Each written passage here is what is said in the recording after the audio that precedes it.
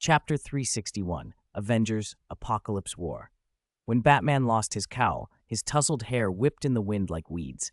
He didn't care about appearances. His attention was fixed on the Siberian Husky. Is it really the Speed Force? Batman's normally low voice wavered. That's right. My Lil Crypto is a little special. He has the same speed force as the Flash. Leon spread his hands. He can do things including, but not limited to, traveling through time and changing the past. The wind across the dunes howled, but everyone's sudden, heavy breaths were audible. Batman, Deathstroke, Cyborg, Mara, their eyes were all on the Husky clone.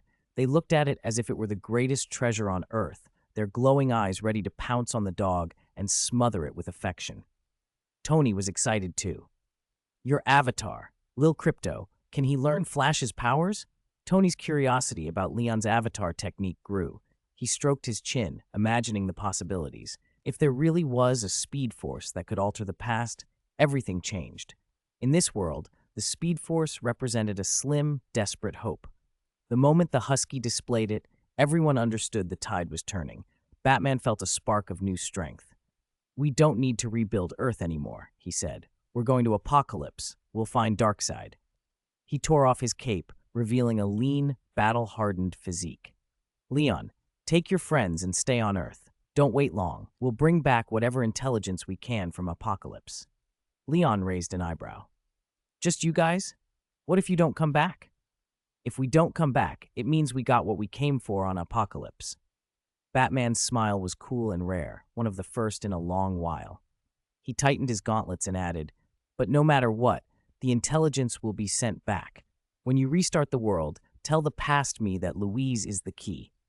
No one objected. It was a suicide mission, but if the world could be restarted, at least they could try to rescue more people from Apocalypse before they died.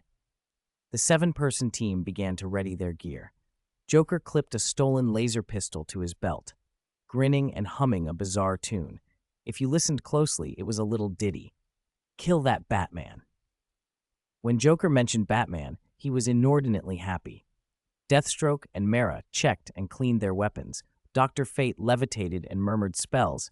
Atom and Cyborg readied their tech. They were no longer the Justice League in name, just a band of desperados sharpening their blades, determined to tear Apocalypse open. The billions of missing humans were their fuel. They would not rest until Apocalypse was raised. Good plan, Leon said. But going to Apocalypse to take down Darkseid, that was my plan first. Batman paused his checks. No, you can't go to Apocalypse. You and Lil Crypto are the last hope. You have to wait for the intelligence to be transmitted back, restart the world, and then bring that intelligence to fight Darkseid with us. Leon shook his head. Bruce, it's not only you who have a score to settle. We have our grudges too. Behind Leon, Diana in dark gold armor and Kara in a Shazam-charged form both stepped forward. Diana wanted to join because Paradise Island had been destroyed in the restart. Kara was furious because her cousin had been taken over. Even Tony was outraged by Darkseid's crimes. The ancient wizard who empowered Shazam had already begun imploring Leon to fulfill his duty and finish Darkseid. Batman looked at them all. The Diana of our timeline isn't the same as yours here, and Clark may not be the same cousin this Kryptonian woman once had. You don't need to direct hatred at what happened here. You're wrong, Tony said, moving forward with armor panels clicking into place. We Avengers are used to avenging any invasion of Earth. He smiled and grasped Batman's hand. If you can restart the world, then I'm getting involved. Leaving Lil Crypto on Earth is enough. Let's go to Apocalypse together and put our boots on Darkseid's throat. If a lack of parental love turned him into a butcher, I happen to have experience raising children who grew up without love. Leon shook his head at Tony's bluster, but Batman saw he couldn't dissuade them. He looked at Leon's allies and agreed. Then we go together. Tony clapped. Excellent. From now on, we're a new organization. A new organization needs a name. How about the Avengers? Mara spun her trident so that a flash of silver light arced off it. She nodded in approval. Atom and Cyborg, familiar with Marvel lore, blinked at the name but didn't object. The makeshift team adopted it on the spot. Leon left the husky black light clone, the little Lil Crypto, on Earth, and the group assembled themselves. Tony stood at the front wearing an anti-Superman suit, a shield suddenly deployed from his arm. Avengers! He raised the shield like a banner and shouted, "Assemble!" For a heartbeat, nothing happened. No thunderclap, no lightning. They hadn't decided exactly how to leave. After Tony's cheer, silence stretched for a few seconds before Batman spoke in his soft, steady voice. "We could steal a ship from Apocalypse, force Darkseid to open a boom tube, snatch a mother box, and use it to get onto Apocalypse." Apocalypse was a distant place, and none of them had interstellar transports. "No need for all that fuss," Leon interrupted. "While you were preparing for battle, I wasn't idle. Darkseid's fleet has been funneling Earth's energy back to Apocalypse. I've locked onto that transmission. Get ready. I'll open a spatial portal. Once we step through, we go straight into the fight." Leon drew a circle in the air, and golden sparks bloomed from nothing. The ancient wizard's eyes lit up in admiration. Sparks multiplied until a golden ring hung in the air. Beyond it lay a blasted landscape, rows of angular buildings like overlapping scales, and in the center a towering structure shaped like Darkseid's head. "We're already there?" Adam's mouth dropped open. "What's the plan once we land?" Leon was first through the portal. "Use your abilities," he shouted back, waving them on. "Go after whoever you see." Tony's shield folded away and his armor spat flames as he followed. As he flew, he bellowed, "Avengers, attack!" Batman turned one last time, imprinting Earth's final look into his memory, then stepped through the portal after them. Chapter 362, Big Meeting. A single door away lay Apocalypse. The planet was a choking, oppressive place. The sky a furious red, lava coursing across the land, the air thick with the smell of sulfur. After everyone landed, they looked up to see Leon hovering above the blasted city, his freezing breath coating everything beneath him. In a few breaths, thick sheets of ice wrapped every building. Even airborne particles had crystallized. Then Leon drifted down into the city like a ghost. Unlike Superman, whose every move sent shockwaves through the air, Leon was so fast he was almost invisible and utterly silent, as if he could switch between the world of the living and something else. The moment he touched down, he became solid and suddenly unleashed an earth-shattering roar. The frozen city exploded. Outer walls, parademons in the sky, the city's residents, all shattered into fine sand-like ice crystals. A terrifying impact rolled out from where Leon had landed. Countless shards of ice spread in the blast, and wherever they passed, the ground cracked and disintegrated.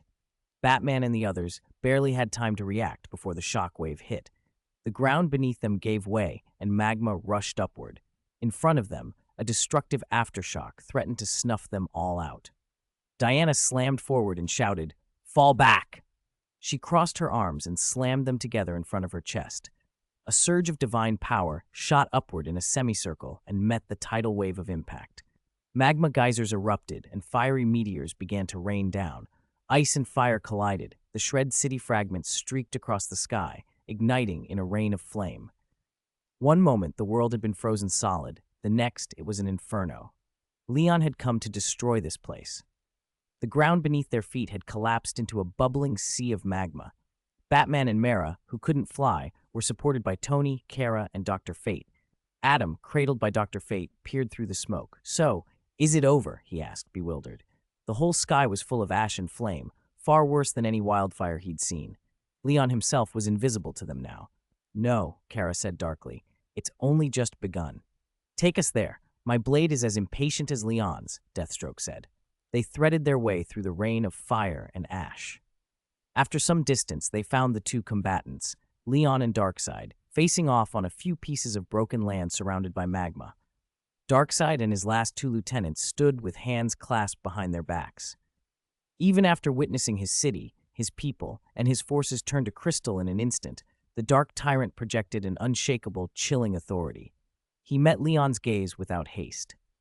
"Kryptonian," Darkseid said, "you do not know what you're doing. Submit to me, and I may let you live." "Is that so?" Leon replied. "Then that's a pity. I have no intention of letting you live." Leon released his heat vision. Blazing red intent descended from his eyes. Anything caught in it would be turned to ash. Still Darkseid stood. Then his own eyes flared. Omega beams burst forth, crimson and cruel. The world, already burning, was dyed a deeper scarlet as searing heat and shockwaves lashed outward as if the planet itself were being carved down to its bones. Everyone in the air drew back, dodging the ring of force. Inside his armor, Tony swore. "This is impossible," he said. Leon's heat vision, something Tony had never seen fail, was being pushed back by Darkseid. "Nothing is impossible," came a cold blade-like voice from below. Darkseid's two lieutenants moved into the fray. Granny Goodness, the crude trainer of Darkseid's armies, and Desaad, his sulfur-skinned scientist and strategist. Tony recognized them instantly. With a cruel sneer, Desaad said, "Darkseid's Omega beams are born of the Omega effect. They can erase matter and energy alike. Your Kryptonian has no chance." Granny Goodness laughed, white hair whipping around her face. "Before you worry about that Kryptonian, worry about yourselves," she cried. "Come, my children, bring death to these despicable creatures." 1,000 flaps answered. Parademons, once the inhabitants of worlds Darkseid had conquered, swept in like a dark, living cloud. Darkseid really has no one to use. Even an old woman has to be sent to the battlefield, Tony muttered. He put Batman on his shoulder and flew to the front. "Granny Goodness, you're about to learn why you don't underestimate the Avengers. And the one fighting your charcoal-faced boss," he added, "isn't a Kryptonian at all. He's an Earthling. He won't lose either." Tony's Mark armor split open with precise, practiced motions. He leaned out of the suit, put an arc reactor against his chest, and let a spread of black mycelium surge from his body. The fungus god armor reformed around him, living fungus knitting into armored plates. He throttled the suit to stabilize, fired a cannon that Desaad's energy shield blocked, then plunged into the densest wave of parademons. Jarvis fit Batman with the anti-Superman suit. "Help him deal with Granny Goodness and Desaad. We'll mop up the parademons," Tony ordered. "Right away, sir," Jarvis replied. Tony didn't gun the cannons. He let the mycelium fly. In an instant, a spreading carpet of fungus extended hundreds of meters, swallowing thousands of parademons. The biomass coalesced into a 20-meter-tall mycelium giant that grew larger as it consumed more foes. Behind him, Jarvis fitted the anti-Superman armor onto Batman with a series of precise clicks. The Mark armor reshaped itself into a dark, imposing batsuit. "Mr. Wayne, Jarvis is honored to serve," the AI intoned. Batman adapted quickly to the suit, testing thrusters and moving his limbs with practiced ease. "A fine armor," he said. "What is its designation?" "Anti-Superman armor." Batman frowned for a half-second, remembering the heavy exoskeleton he had used against Clark once. "Jarvis, consider us the Avengers from Hell for now. Rename it the Hellbat armor." "As you wish, Mr. Wayne. Every warrior has his own battlefield." Batman dove straight at Desaad. The anti-Superman armor, temporarily rebranded the Hellbat, gave him strength on par with Superman during the invasion. With the armored body's raw power and superhuman speed, Batman adapted instantly. He hit the ground and smashed into Desaad, whose energy shield flared but failed to hold. The Demon Lord was sent sprawling. A palm cannon fired next, and Granny Goodness, who'd been shouting threats just moments before, had her head blown away. Dark blood splattered across the black armor. Batman pressed his lips together. "So this is how Clark feels," he muttered. Above them, Dr. Fate, Cyborg, and the rest of the Bat team veered away from Tony's position, racing to intercept swarms of parademons and keep Leon's fight from being interrupted. Kara and Diana exchanged a glance and shot toward Darkseid. Leon was being chased by curving Omega beams, looking windblown and battered, but he didn't actually need rescue. The Omega beams were no mere energy weapon. They were an expression of the Omega effect, a fundamental power of the new gods. The beams could vaporize, erase, even unmake a target on a conceptual level. Leon met them with his heat vision, but every second the Omega effect ate away at the energy he produced. His beams simply could not stand up to that erasure. It was like a fully geared top-level player facing a developer's weapon. Only a true Superman, shielded by the source wall, could endure such an assault without being erased, at worst wounded or pierced. Even Batman could sometimes survive being struck, by luck or by slipping through realities. Leon's heat vision could not defeat Darkseid's power, so he chose speed. The Omega beams tracked and curved, matching his flight. He circled, they circled. Then, accelerating toward light-like velocity, Leon dove straight at Darkseid. The new god's eyes widened. He reached to react, but it was too late. Leon slammed a short, brutal punch into Darkseid's abdomen. Under the control of Leon's biofield, an impact on the scale of a planet was focused into a single point and detonated. The shockwave obliterated the last patch of ground beneath them. Rock and earth shattered, and magma exploded skyward in a column more terrifying than any terrestrial volcanic blast. Darkseid vomited blood. His body felt as if it would be pulverized. Leon blurred into a shadow and was gone, his speed leaving after images in Darkseid's vision.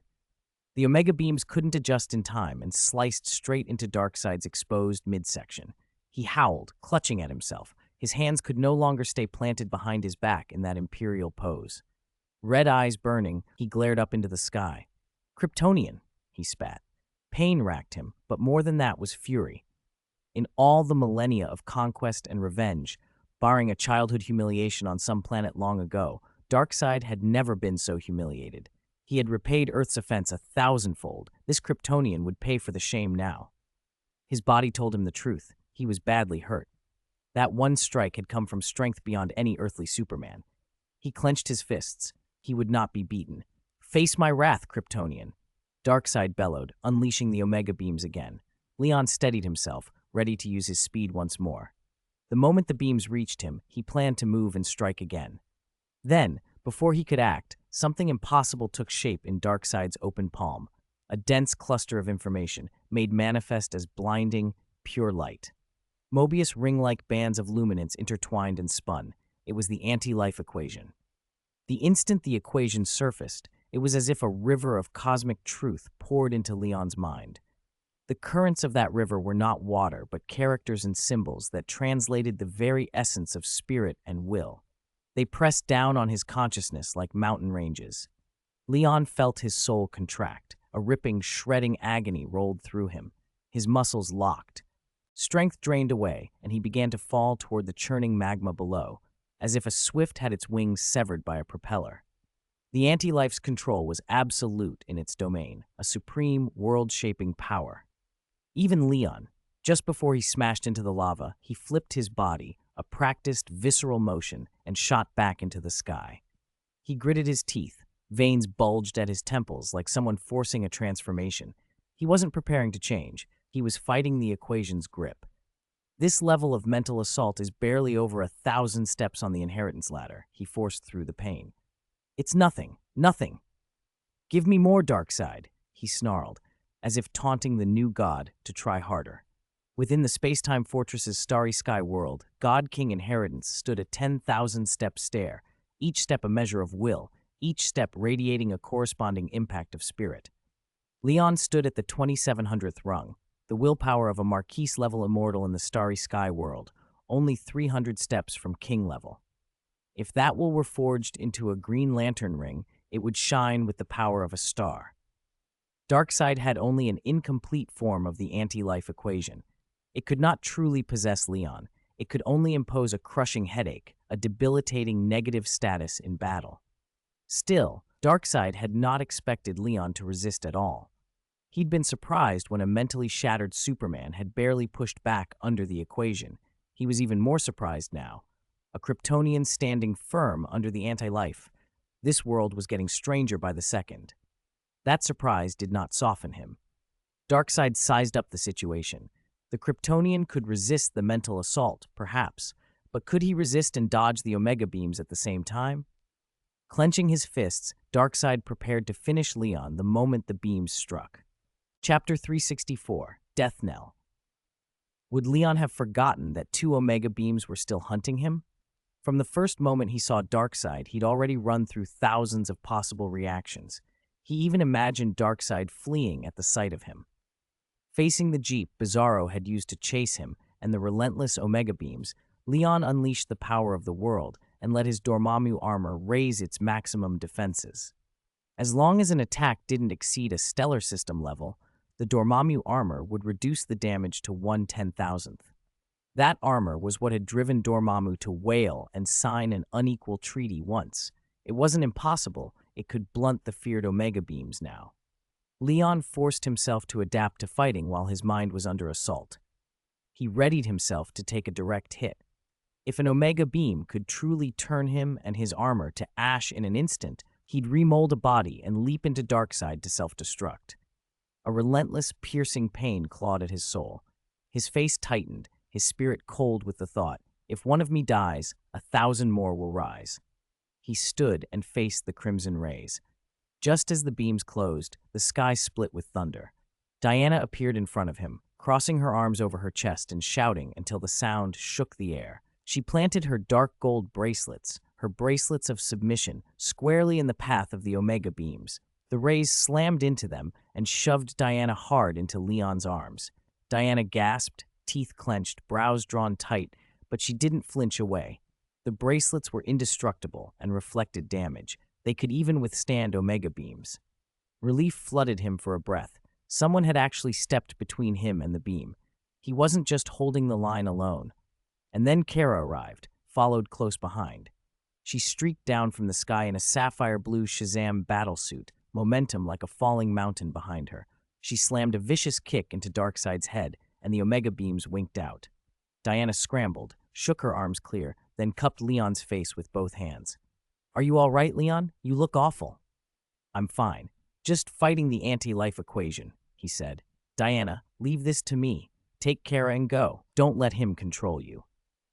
It was the first time in the fight anyone had asked if he was okay. For a moment, he felt like the one being cared for. But the battle with Darkseid was too dangerous to let them risk being seized by the equation the moment he turned his back. He pushed Diana's hands away, clenched a fist, and unleashed his power. He blinked across the battlefield and reappeared before Darkseid, just as the god was preparing to fire at Kara. Darkseid towered over him, one or two heads higher, yet Leon's uppercut hit like a planetary mass. Darkseid and the crimson beams he just fired fell into the river of lava below. Heat and energy vaporized great sheets of lava. The red rays punched into the sky. Leon tossed Kara toward Diana and pressed his advantage, lunging straight into the molten flow. Darkseid's strength exceeded Superman's by a lot, but only by so much. Once Leon had steadied himself against the mental bombardment of the anti-life equation, his speed and strength let him pin Darkseid down. "Want to use Omega beams? Fine. I'll keep your head under lava and let you shoot. Want to answer with raw force? Can you take a fist heavier than a planet striking you?"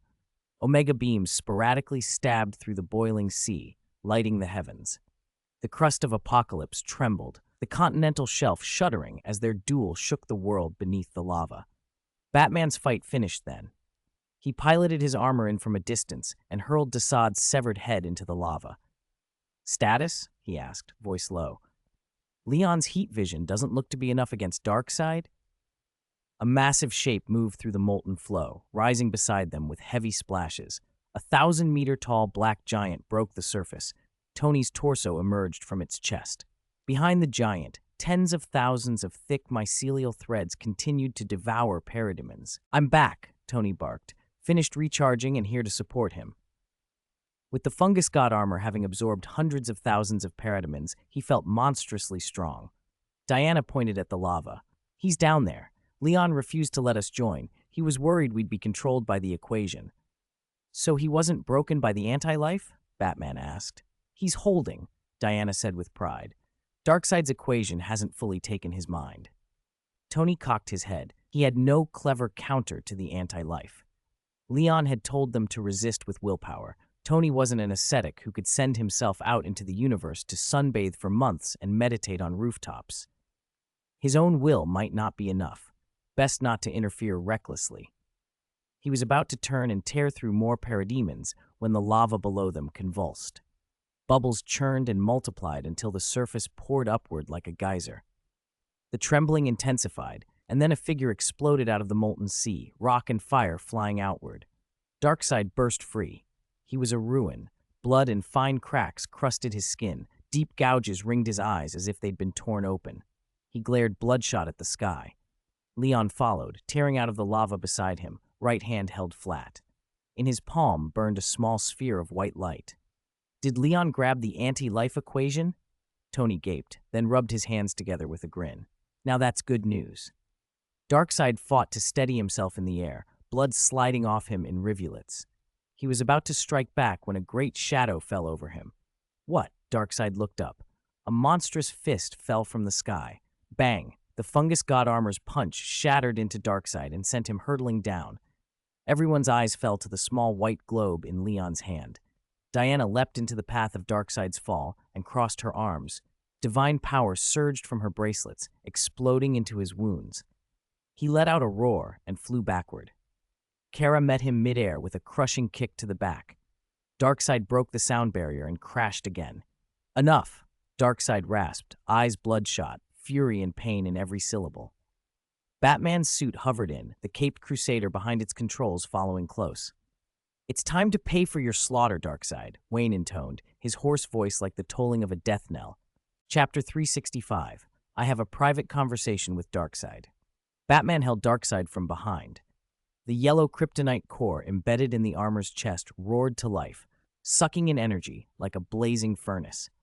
It was the pseudo-Star Destroyer cannon Tony had adapted with Starry Sky World technology, dangerous enough, even if it couldn't split a planet, to punch through a surface, obliterate a core, and scramble the planet's magnetic field.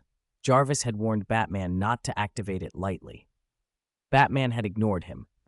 "This is humanity's wrath," he whispered into Darkseid's ear, and for a heartbeat he was the shadow who haunted Gotham back alleys, whispering into Penguin and Joker's ears when he broke their bones, telling them it was Gotham's vengeance. Now it was the wrath of everyone. The cannon fired. The distance between them was zero. An orange-yellow beam erupted from the armor on Darkseid's back and tore through the air. Both of them were caught in the blast. They fell together, screaming and roaring, slamming toward the molten surface below. Darkseid howled in fury. Batman did not move, like an ornament clinging to the Dark God's armor, even as the plating around him began to liquefy. Inside, he must have been burning alive. "Shit, my anti-Superman armor!" Tony swore from inside the fungus god's suit. He sounded stricken, then incredulous. "This bat is insane. He wants to die with him? Is he serious?" "No," Leon said quietly beside Tony. "This is the real Batman." Batman had been unhinged for a long time. He'd gone over the edge when his parents died, again when Robin fell. The day Darkseid turned Earth into a world of parademons, the day Flash gave his life, those had all pushed him closer to the abyss. He had kept himself tethered by principle and discipline, always appearing rational, always controlled. But now that the chance for revenge had come, he let the tether slacken. If Leon and his allies hadn't been on Apokolips, Batman's original plan had been to drag the whole planet into the abyss and shatter it with Darkseid inside. Madness had infected more than Batman. Some of the others in the Bat team had gone even farther. On another ridge, Dr. Fate, Mara, Deathstroke, and the snipers had gone laughingly savage, jokerized by the blood of war, shrill, maniacal laughter rising with each parademon head they severed. Joker himself held up a grotesque skull, guzzled parademon blood, swished it round his mouth, spat, crowing that it tasted worse than anything Batman had ever dished out. As the last handful of people still thinking for themselves, they wanted to spill back every drop of blood Apokolips had poured onto Earth. Batman tumbling with Darkseid had been a bid to die together. He had counted on the blast finishing the job.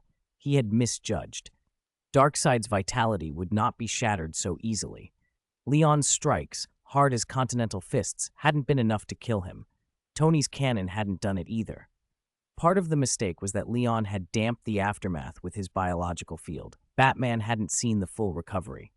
Just before Batman slammed into the magma, Leon hauled him free. When the armor was ripped away from Darkseid's back, its front plating hung in molten ruins. Batman's face and chest were mangled. Charred flesh flaked away to show carbonized bone beneath. "You don't have to do this," Leon said, pressing a canteen of Zeus spring water to Batman's lips. The water steamed on contact and seared heat away from flesh. Batman drank, his breathing easing. He shook his head. "His body is tougher than I thought," he rasped. "To kill him, I'm afraid I'd have to take Apokolips with him." "I have another way," Batman said, voice low. "While fighting Desaad, I worked with Jarvis to breach Apokolips' armory. They keep a weapon called Hell Spores. I cracked the activation code. I can use them to destroy Apokolips." "Leon, take your team and leave. We'll finish this here." Leon blinked, surprised. "You got into their armory in the time it took us to fight?" Tony, still speaking through the suit comms, called up Jarvis. "Is any of that true?" "Yes, sir," Jarvis replied. "Batman suggested a few approaches I could try. They worked." Tony, a little grudgingly. "All right, The bat's got skills. I'd have cracked it too if I'd been. Of course, sir, Jarvis interrupted. However, when Batman was operating the armor, he implanted multiple monitoring and counter-viruses into my systems. They have all now been sanitized. Tony fell silent. Everyone heard the exchange through Tony's open channel. Gazes swung to Batman. Multiple? Kara's usually composed face tightened. That's extreme. Is this really humanity's dark side? No, Batman said calmly. Necessary precautions. His betrayal, tampering with Jarvis while they relied on him, was exposed, but Batman showed no shame. Tony ordered his damaged anti-Superman armor stowed. With the magma below, Batman could only cling to Leon's grip for the moment.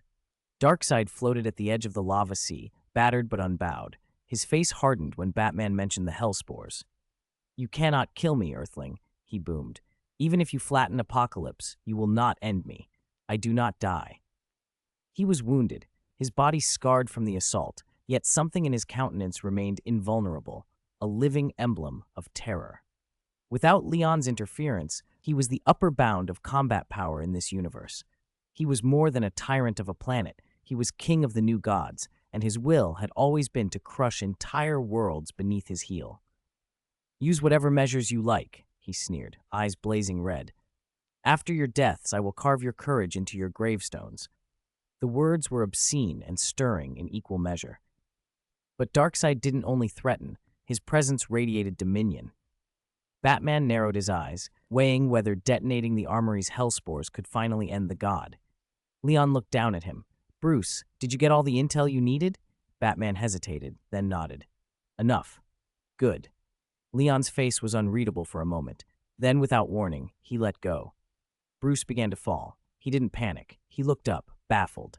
High above, Leon, now clad in black battle leathers, snapped his fingers. A portal winked into being nearby and began to swallow the others. You all go back first, Leon said. His voice carried both command and something like sorrow. I'll have a word with Darkseid alone, then I'll follow.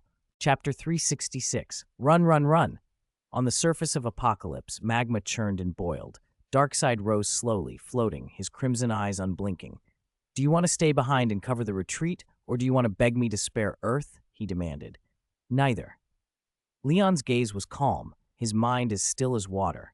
He stared at the figure before him, a face like carbon and sulfur, and slowly clenched his right fist. His 2700X power amplification activated, layered on top of the 1086X gene multiplier he already possessed. Back when he fought Dormammu, Leon had only 200X genes and a 1300X power amplification. By any rough comparison, his strength had multiplied unimaginably since then, far beyond what he had been. If he ever faced Dormammu again, even a single full-force physical punch from him now would be enough to make the Dark Dimension tyrant reconsider any demands. Neither? So you just want to die? Darkseid roared, and his Omega beams surged. He spread his arms, and the armory of Apocalypse answered. Countless Hellspores aimed themselves at Leon and began their countdown. He intended to make Apocalypse Leon's tomb. Compared to Batman, Darkseid's brutality was no kinder. Leon stared at him, then laughed. In an instant, his form appeared behind Darkseid. Your physical resilience reminds me of Dormammu. You two are alike in that, Leon said lightly. If I could, I'd fight you a few more times, but I'm sorry. You're too dangerous. He threw a punch. It was almost casual, like a feather falling slowly. The moment it made contact, the world seemed to lose its color. Sound faded to silence in Darkseid's ears. His Omega beams cut off. He tried to turn his head and found his consciousness slipping away. Then sound thundered back. A titanic impact wave burst outward from the point of contact. Wherever it touched, matter turned to dust. Apocalypse itself began to fracture and crumble from a single point outward. The crust, the continental shelves, the core, pulverized. The planet disintegrated into dust across the universe. Darkseid's last sight was of a boundless, dark universe, and before it, a black battlesuit with a matching cape flapping in the void. Goodbye, Darkseid. Perhaps we'll meet your true body again someday, Leon said. Darkseid's consciousness fell silent. His body was annihilated. Leon opened a portal and returned to Earth. So Darkseid is really dead? Someone asked. Dead. Turned to ash. The same color as his skin, another replied. That's the perfect end. If Earth weren't empty right now, I'd say this is the best moment ever. Leon, thank you. Thank you. Amazing, new Superman. I don't know how to thank you. If I'd met you before Arthur, I might have fallen for you. Oh, my dear little fish man, that should be my line. Big guy. Now I think I like you more than Batman. The Batman squad clustered around Leon, laughing and crying.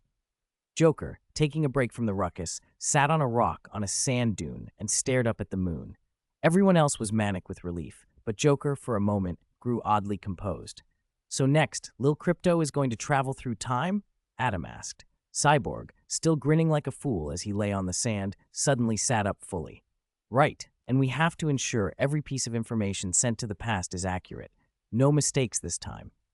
Deathstroke, helmet off and relaxed a moment ago, straightened and became sharp. Dr. Fate, aged but steady, also grew serious. One priority is ensuring Louise's safety, Dr. Fate said, and the other is preempting Lex Luthor's plan. Deathstroke nodded. I took part in Luthor's plan back then. I can provide details. He explained how Luthor had recruited villains to match Justice League members, forming a villain alliance to dismantle the League. Deathstroke had been the first brought in, assigned to kill Batman, the most stubborn target because he had no superpowers. Even then, until Luthor was killed by Superman and Darkseid took control, Batman had kept fighting. Deathstroke himself had ultimately turned a new leaf and joined the Bat Squad. No, Adam objected. When we send information back, we have to pick the most essential things. Luthor's whole plan can be left to the rebooted Batman to uncover. They all fell into thought, weighing what information, beyond Louise and Lex, they absolutely had to transmit. You're all wrong, Batman interrupted. He raised a hand, holding a data disk between his fingers. This future of ours doesn't need to exist. It's better to change the past completely, start again. Instead of sending information piece by piece with messages, he continued, store everything as data. Cyborg frowned. If the disk goes to the past, the data might be wiped. Back then, that disk either wasn't used or wasn't even manufactured. Batman pointed at Tony. It doesn't matter. This disk comes from another world. Everyone realized and surged forward, beginning to input the information they wanted locked into the disk. They packaged plans, names, coordinates, everything they thought necessary to guide the rebooted world away from this outcome. When they were done, Batman handed the disk to Lil Crypto. Take this back, he said. To be safe, give it to Barry and have him keep it in the Speed Force. Lil Crypto stood with his hands clasped behind his back, tilting his head, and nodded gently. Leon had already taken Tony and Diana into his inner world. With the Batman squad finished giving instructions, he looked around. Are you all sure you don't want to hide from the reboot with me? No need. Batman shook his head. Our hatred is over. What needed to be done has been done. The rebooted us will handle everything. All right, but there's one more thing, Leon said. I have part of the anti-life equation. Do it, Batman replied.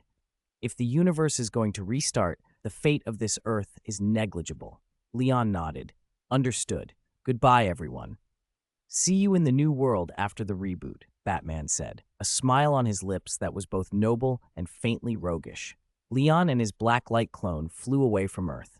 First, Leon drew power from the planet, draining the core, then disassembled the shattered surface. Strange sigils and patterns appeared across the blasted expanse, etching themselves into the remnants of the world. It was the anti-life equation, sectioned and carved into the surface as completely as he could make it. Leon gathered the fragmented pieces of that surface into his inner world. The black light clone took one last look at the Batman squad gathered on the ruins, waiting for the reboot. Old Wizard Shazam had not followed them into the inner world. He had watched Leon kill Darkseid. He had seen that Black Adam, warped and being controlled on Apocalypse, had been crushed along with the world. He was satisfied. More than satisfied, he was relieved that this temporarily found successor had done what was necessary. Run, Lil Crypto, run, the old wizard shouted with the others. The black light clone, Lil Crypto, shook his head, stepped into the Speed Force, and began to run upstream through time. Chapter 367. Let's talk about it. Next time, Central City Courthouse. We can see that at the time the victim was stabbed, the defendant was still shopping at a supermarket across town. He has a solid alibi. The defense played footage on the screen. In it, a man in a baseball cap bent between the aisles picking items off a shelf. At one point, he looked up at a voice calling him, and the surveillance camera caught his face clearly, Barry Allen's father. The evidence was enough. When the judge banged his gavel, the huge stone in Barry's chest finally dropped. He gripped his father's hand in the defendant's box so hard he could feel the tremor in it. After so many twists and turns, it was over. Leon had warned him not to move the ketchup on the shelf. Barry had tried to remember the warning, but he couldn't resist helping his father. When his father looked down for ketchup, Barry had ducked behind the shelf and called his name so he would look up and expose his face to the camera. It had felt like a tiny, harmless change, just enough to keep his father out of jail. It wouldn't affect the world. It couldn't. It shouldn't. Barry had returned to the present with that heavy, anxious hope lodged in his chest. He appeared in the courtroom to hear the verdict overturned, to see his father cleared. It was a relief so overwhelming, he wanted to laugh and cry at the same time. The world had been saved from Darkseid in the reboot. He'd lost his mother again when he'd tried to fix the past, but everything else had seemed to fall back into place. People were alive. Life felt normal again. The sunlight felt unusually warm, and his smile was softer for it. Stepping out of the courthouse into the press throng, Barry fielded questions with a practiced, subtle smile. The supermarket surveillance cleared him, he told the cameras. The footage shows everything. In the original timeline, the case might have been retried because of Batman and Wayne Enterprises' influence. In the earlier version of the supermarket video, his father had never looked up. There had been no usable image, and the alibi hadn't held. That had led to conviction and all the rest. Now, with his father's acquittal and the world seemingly restored, Barry let himself believe things were finally right. Reporters broke away as a sleek Lamborghini pulled up at the curb. Bruce Wayne stepped out, custom leather boots and all, and threaded his way through the press with a polite smile. "Congratulations, Barry. I knew your father would be acquitted." Before Bruce could reach out, Barry threw his arms around him and hugged him fiercely. "Of course," he gushed. "Of course. I'm so glad to see you. It's been so long." Bruce let him, awkward but indulgent. "I understand how you feel, but our hug is a little long for public." Sorry, Barry rambled, breathless. "I'm just so excited to see you again, Bruce. You and I met the night before last at your apartment," Bruce said, patting his shoulder. "You don't have to thank me too much. If I hadn't helped, Clark would have been here with a press badge to testify for you." Batman assumed Barry's grip was gratitude. Barry stumbled over his words, trying to rein in the flood of emotions. "Bruce, you were right that night. I shouldn't change the past lightly. The scars of the past make us who we are now. I'm sorry I didn't listen and did a lot of bad things. But I swear, everything's better now." He talked so fast his words tumbled.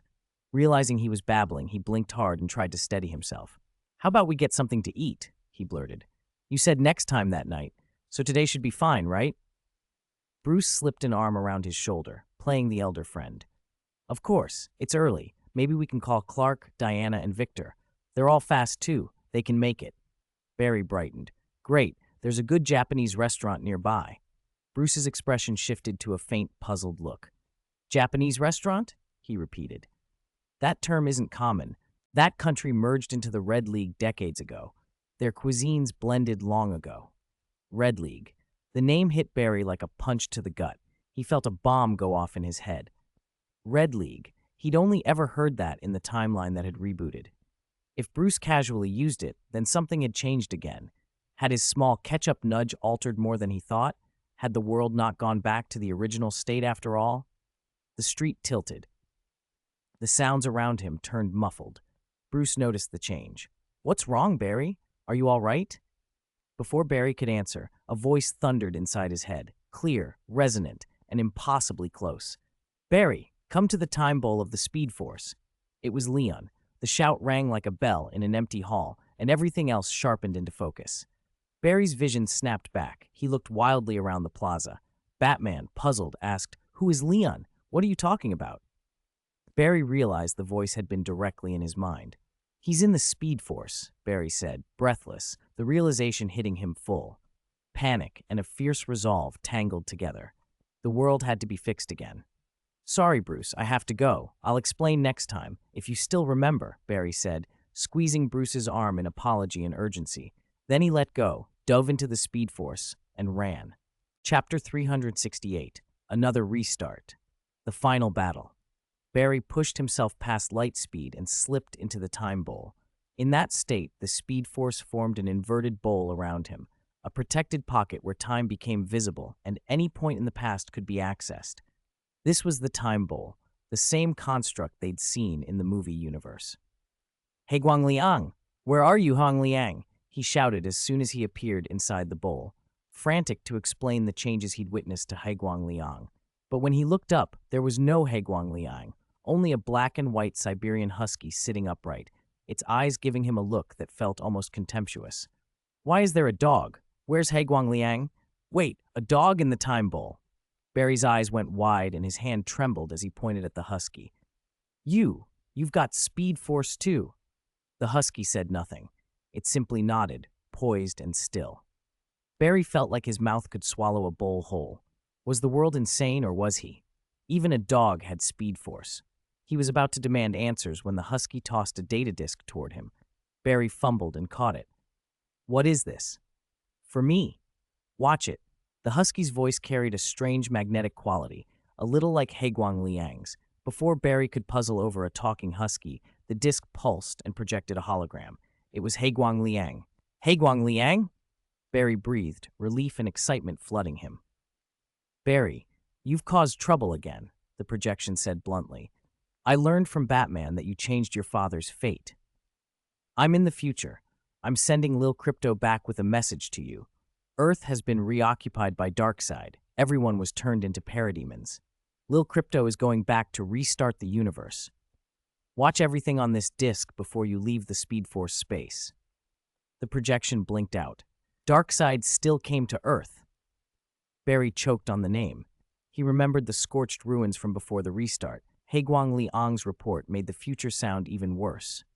His hands shook. I messed up again." He forced himself. "What has the future turned into?"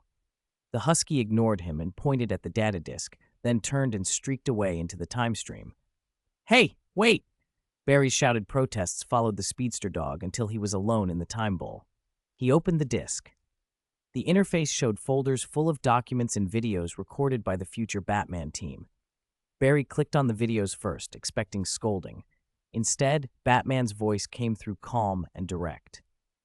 "Barry, when you see this video, the world should have restarted. Remember." Scenes played one after another. Whole cities of people transformed into parademons, Superman patrolling the globe under someone else's control, the horrific battlefields of Apocalypse. Barry watched as images of Darkseid's domination unfolded. His face went pale. "Darkseid? How could this happen? No, I have to stop him." When the videos ended, Barry opened the documents. The Batman team had recorded everything: Lex Luthor's plans, the existence of the anti-life equation, the codes to Apocalypse's armory. He read the files 3 times, then closed his eyes and began to commit them to memory. Sweat beaded on his forehead and soon ran down his temples. The time bowl didn't care about his sense of urgency. His stay was limited by his body. Only when his strength was nearly spent, when his limbs were lead and he could barely lift a finger, did the time bowl eject him. He fell back into reality and collapsed. The last thing he heard as consciousness faded was Bruce Wayne's frantic voice. Barry! Damn it, Alfred! Get Superman and Wonder Woman now!" When Barry came to, he was lying on a lavish bed in Wayne Manor. "This is Bruce's manor. How long was I out? I have to tell everyone everything." He staggered from the room in pajamas. Someone must have put on him, heart pounding. He hadn't gone far when he heard other voices and hurried toward the main hall. Beneath the 10-meter ceiling, Superman, Batman, Diana, Aquaman, and Cyborg sat around a round conference table. Barry burst in, breathless. "Guys, this is great. You're all here. Listen, I have something very, very important to." His words died. The data disk the husky had given him lay in the center of the table, projecting the future Batman's plans. Around the table, faces were grim. Superman stood with arms crossed, head bowed, wearing glasses that flickered now and then with red light. Diana's brow was knotted. Aquaman looked dark and hard. Cyborg's eye interface was already online, tapping into networks to cross-check anything he could. Barry exhaled and sat. There was nothing for him to add. The disk had done the job. All he could do now was wait for Batman or Superman to decide and then follow orders. When the projection finished, Batman put the disk away and rested his hands on the table, expression blank. "We have a set of priorities," he said. "First, stop all of Luthor's plans. Second, ensure Luis's safety." His voice paused, then went on, colder. "Third, build a Hellbat armor." Barry blinked. "The third is to build a Hellbat? Isn't figuring out how to beat Darkseid the third priority?" Batman's reply was blunt. "That's the fourth." Haeguang Liang's Speed Force experience had been stranger and more freeing than he'd imagined. Pushing past light speed himself would normally require manipulating fields or using laws he'd learned. Inside the Speed Force, he only had to glide a few steps as if on ice, and the world itself seemed to shove him faster. Moving through it felt like being carried. He returned to the time point where he'd said goodbye to the future Batman team. The scorched, mother-box-torn earth he'd seen before had been restored. Cities vibrant, the sky clear. Haeguang Liang smiled and clapped once, then slipped back into his inner world. In the next instant, his main body materialized outside with Diana and two others. Tony Stark took a few seconds to steady himself after landing. He was halfway through repairs on his anti-Superman armor. "The restart is finished," Haeguang Liang reported. "But the war isn't over. We returned at the right time." He looked out over the Pacific. On the island chain in East Asia, the Allied forces stood assembled. The Red League's iron-armored troops, Atlantean underwater battalions, and the Amazon warriors from Paradise Island. The faction leaders and the Justice League were gathered together. Superman wore a jet-black suit. Batman had on brutal, combat-oriented armor. Every face was set for what would be the final battle. Chapter 369, Justice League Apocalypse War. Lion led Tony and the two others up into the sky above the first island chain in East Asia. Hidden inside their biofield, no one on the ground noticed the four extra figures hovering above. "Is that Batman? Doesn't his suit usually show his chin? Why is this armor completely covered, and why does it look familiar?" Tony peered down at Batman, who was making final deployments along the coastline. It was obvious Batman was the central commander for this operation. Jarvis replied, "Sir, I found it in the Justice League database. That's their Hellbat armor, recently forged." Jarvis had been proactive. After the world restarted and he returned to Earth, he'd connected to the network and hacked into the Justice League's archive. Even combined, Cyborg and Batman's networking skills were a little inferior to Jarvis's. "Hellbat armor? Sounds familiar," Tony muttered. Jarvis answered quickly.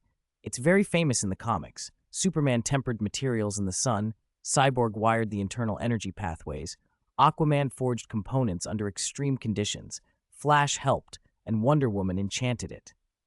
In the comics, Batman wore that armor and broke into Apocalypse to rescue his son Damian." Tony was stunned. "So in this world, they actually all spent that much time helping him build it?" "That's what the database records," Jarvis said. "They prepared to face Darkseid together." Superman went into the sun to both increase his strength and temper the armor's materials.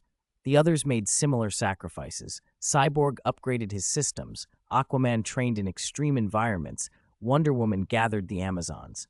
While preparing for their own battles, they also contributed to forging the Hellbat.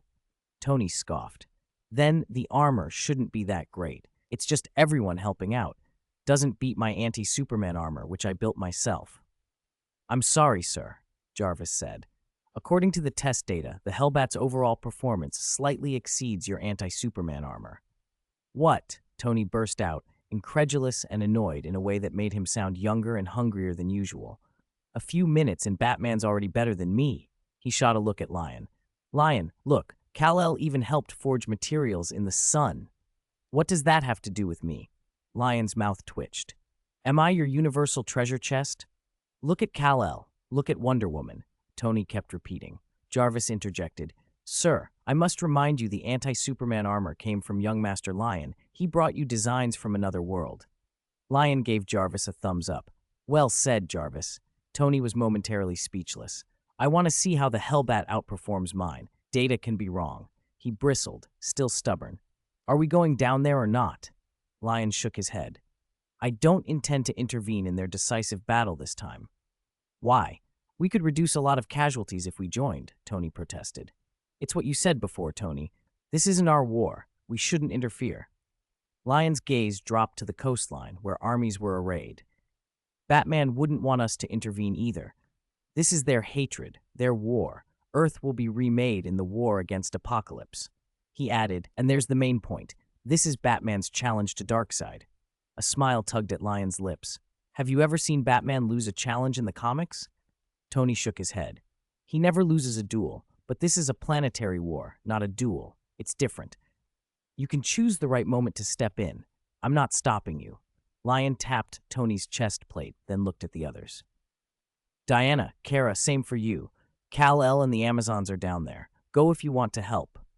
Kara glanced down toward Superman, shaking her head as if unconcerned. Kal doesn't need me. He's strong now, not the baby they put in the spaceship.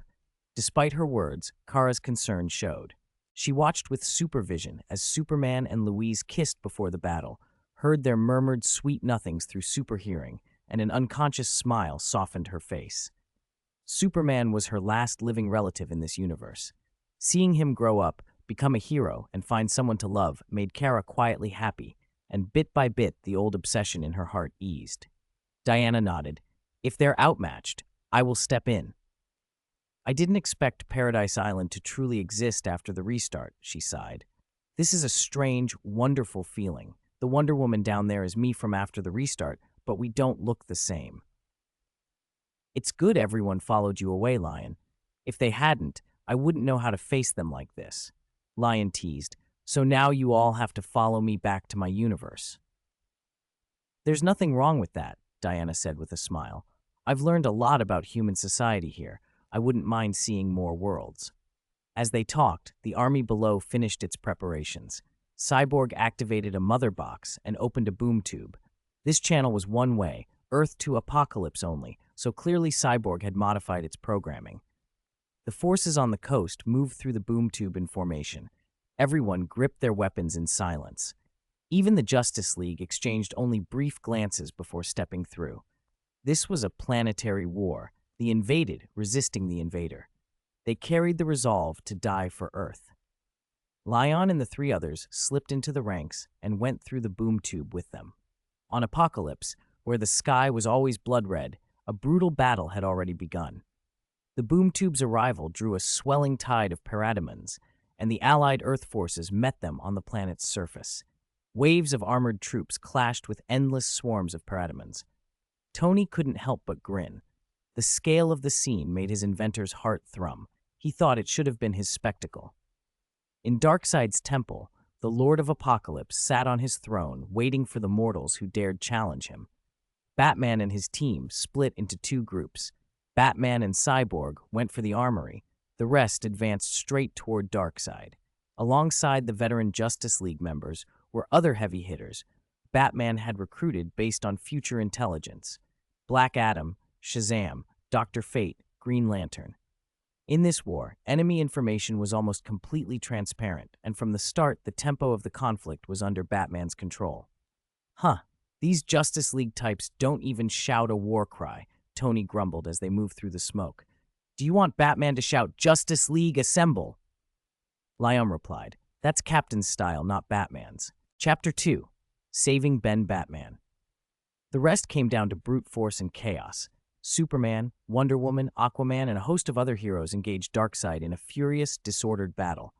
Darkseid opened with his Omega beams. The relentless beams chased the fastest, Superman and Flash, and both were ready. They led the beams, one after the other, toward Granny Goodness and D-Sod. Darkseid had inadvertently wiped out his two trusted lieutenants. Enraged, Darkseid roared. Having just risen from the sun, Superman's strength matched the tyrant's closely. Without the anti-life equation, only the Omega beams truly threatened him. So Darkseid lashed out with them without restraint. You run fast? Omega beams. You use a Green Lantern ring? Omega beams. Magic, summoned monsters, Shazam's powers, Omega beams. He fought everyone from a single spot, unleashing beams in every direction. Time after time, either Wonder Woman's indestructible bracelets of submission or Superman's heat vision and body stopped them. They were the only two who could reliably block the Omega beams, But even so, after repeatedly taking those blasts, they were badly injured. Batman, Batman, are you not ready yet? Barry pressed a hand to the communicator at his ear. It's ready. Hell spores. Full launch. Countdown 60 seconds. Everyone evacuate. Batman's command pinged into every device. No! Superman and the others are pinned down by Darkseid. Barry said, panic in his voice. I'll stop him. Batman, clad in the Hellbat armor, descended through a lull between Omega Beam volleys. Seizing the moment, he used the armor's mobility to close with Darkseid. Amplified by that nearly flawless suit, Batman became something like a dark god of war. He attacked continuously, circling the god and striking at vital points, narrowly dodging crushing blows. As long as Batman kept Darkseid occupied, the others could retreat. Shazam carried Superman. Cyborg supported Wonder Woman. Batman, hurry, fall back, Barry shouted, pressing the retreat. Outside, Apocalypse's armory had already opened. Thousands of hell spores launched at once, aimed at Darkseid. Batman was still entangled in close combat. If he eased off for even a moment, Darkseid could unleash the Omega Beams again. I have another way out. Leave, Barry, Batman said, his voice strained through the suit's limited channels. But go! Barry gritted his teeth, looking back over his shoulder as he ran. He finally broke and fled Darkseid's palace. With the rest gone, Batman allowed himself a brief, sad smile. In the data disk his future self had left him, he had found a single line from the Joker, "You always sacrifice others." Joker had been right. Batman had a history of making others pay. If he had sacrificed himself to save Lois before the world reset, perhaps the world wouldn't have needed a reset at all. He wouldn't hesitate this time. The sky darkened with hell spores. Barry felt something amiss and turned, activating the Speed Force to sprint back. Darkseid realized too. He broke his focus and unleashed Omega Beams at the fleeing crowd. Batman keyed his comms and shouted, "Cyborg, open a boom tube." He lunged into the beams, preparing to take them on with his own body. A boom tube opened before Darkseid's throne. The hell spore's impact, powerful enough to rip a planet's surface, would fall here, blasting Darkseid through the boom tube. On the other end of that tunnel lay a black hole Cyborg and Batman had calculated precisely. In Batman's plan, he would be the only hero to make the ultimate sacrifice. Just before the Omega Beam struck, a memory flickered, his last conversation with Alfred. "Are you sure you have to do this, Master Wayne?" "I'm sure. This might be the most meaningful thing I've ever done." "But you said that the last time you confronted Mr. Kent." "I was wrong then. I'll make it right now."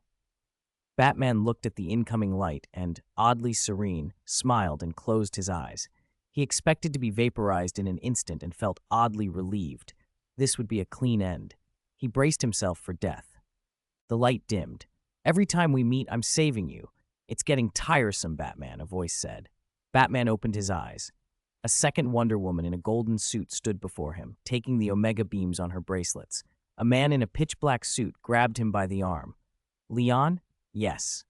Batman started to speak, but Leon hauled him away from the palace with Wonder Woman close behind. Darkseid's roar faded behind them.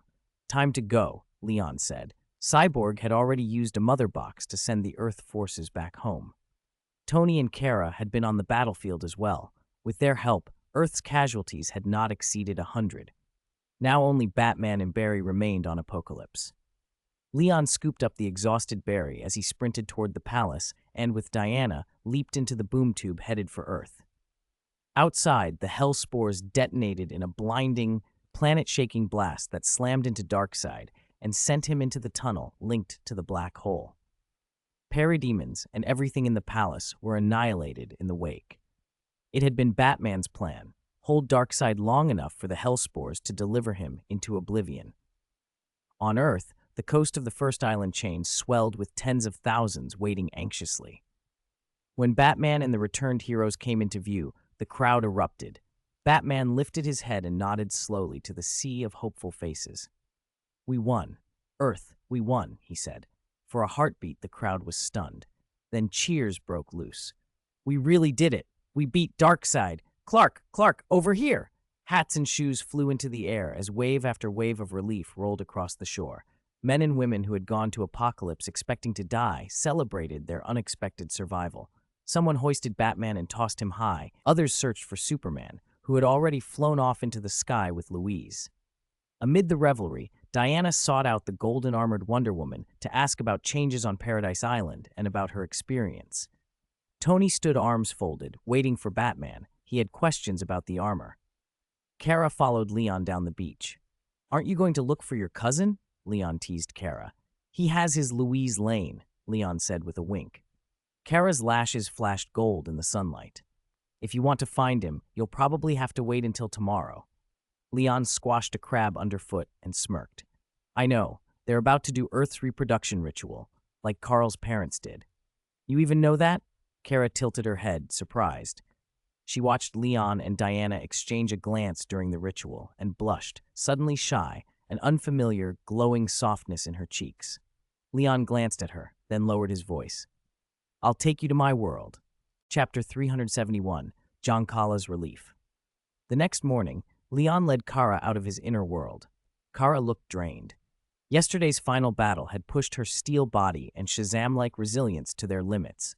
It had been a long, high-intensity, exhilarating fight, one that had given her both pleasure and skill, but had cost her dearly. Even bathed in sunlight, she moved and lounged like a kitten curled up on a sofa. The early morning coastline was scattered with burnt-out bonfires. A few still sputtered, surrounded by sleepy soldiers.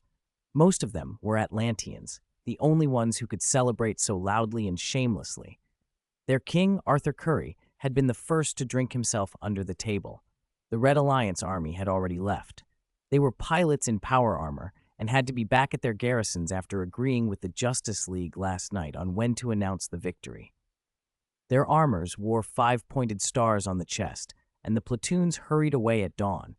The Amazons from Paradise Island hadn't left. They had pitched their camp well apart and kept to themselves. The two Dianas in their midst had stayed up all night swapping stories. Nearby were the Justice League tents. Everyone from the League had celebrated there until late. In one open, large tent, Leon and Kara found Tony Stark sleeping beside an extinguished bonfire, the anti-Superman armor at his side. On the other side of that fire, Bruce Wayne lay with the Hellbat armor used as a pillow, breathing even and deep. Leon guessed the two playboys must be regretting they hadn't met sooner.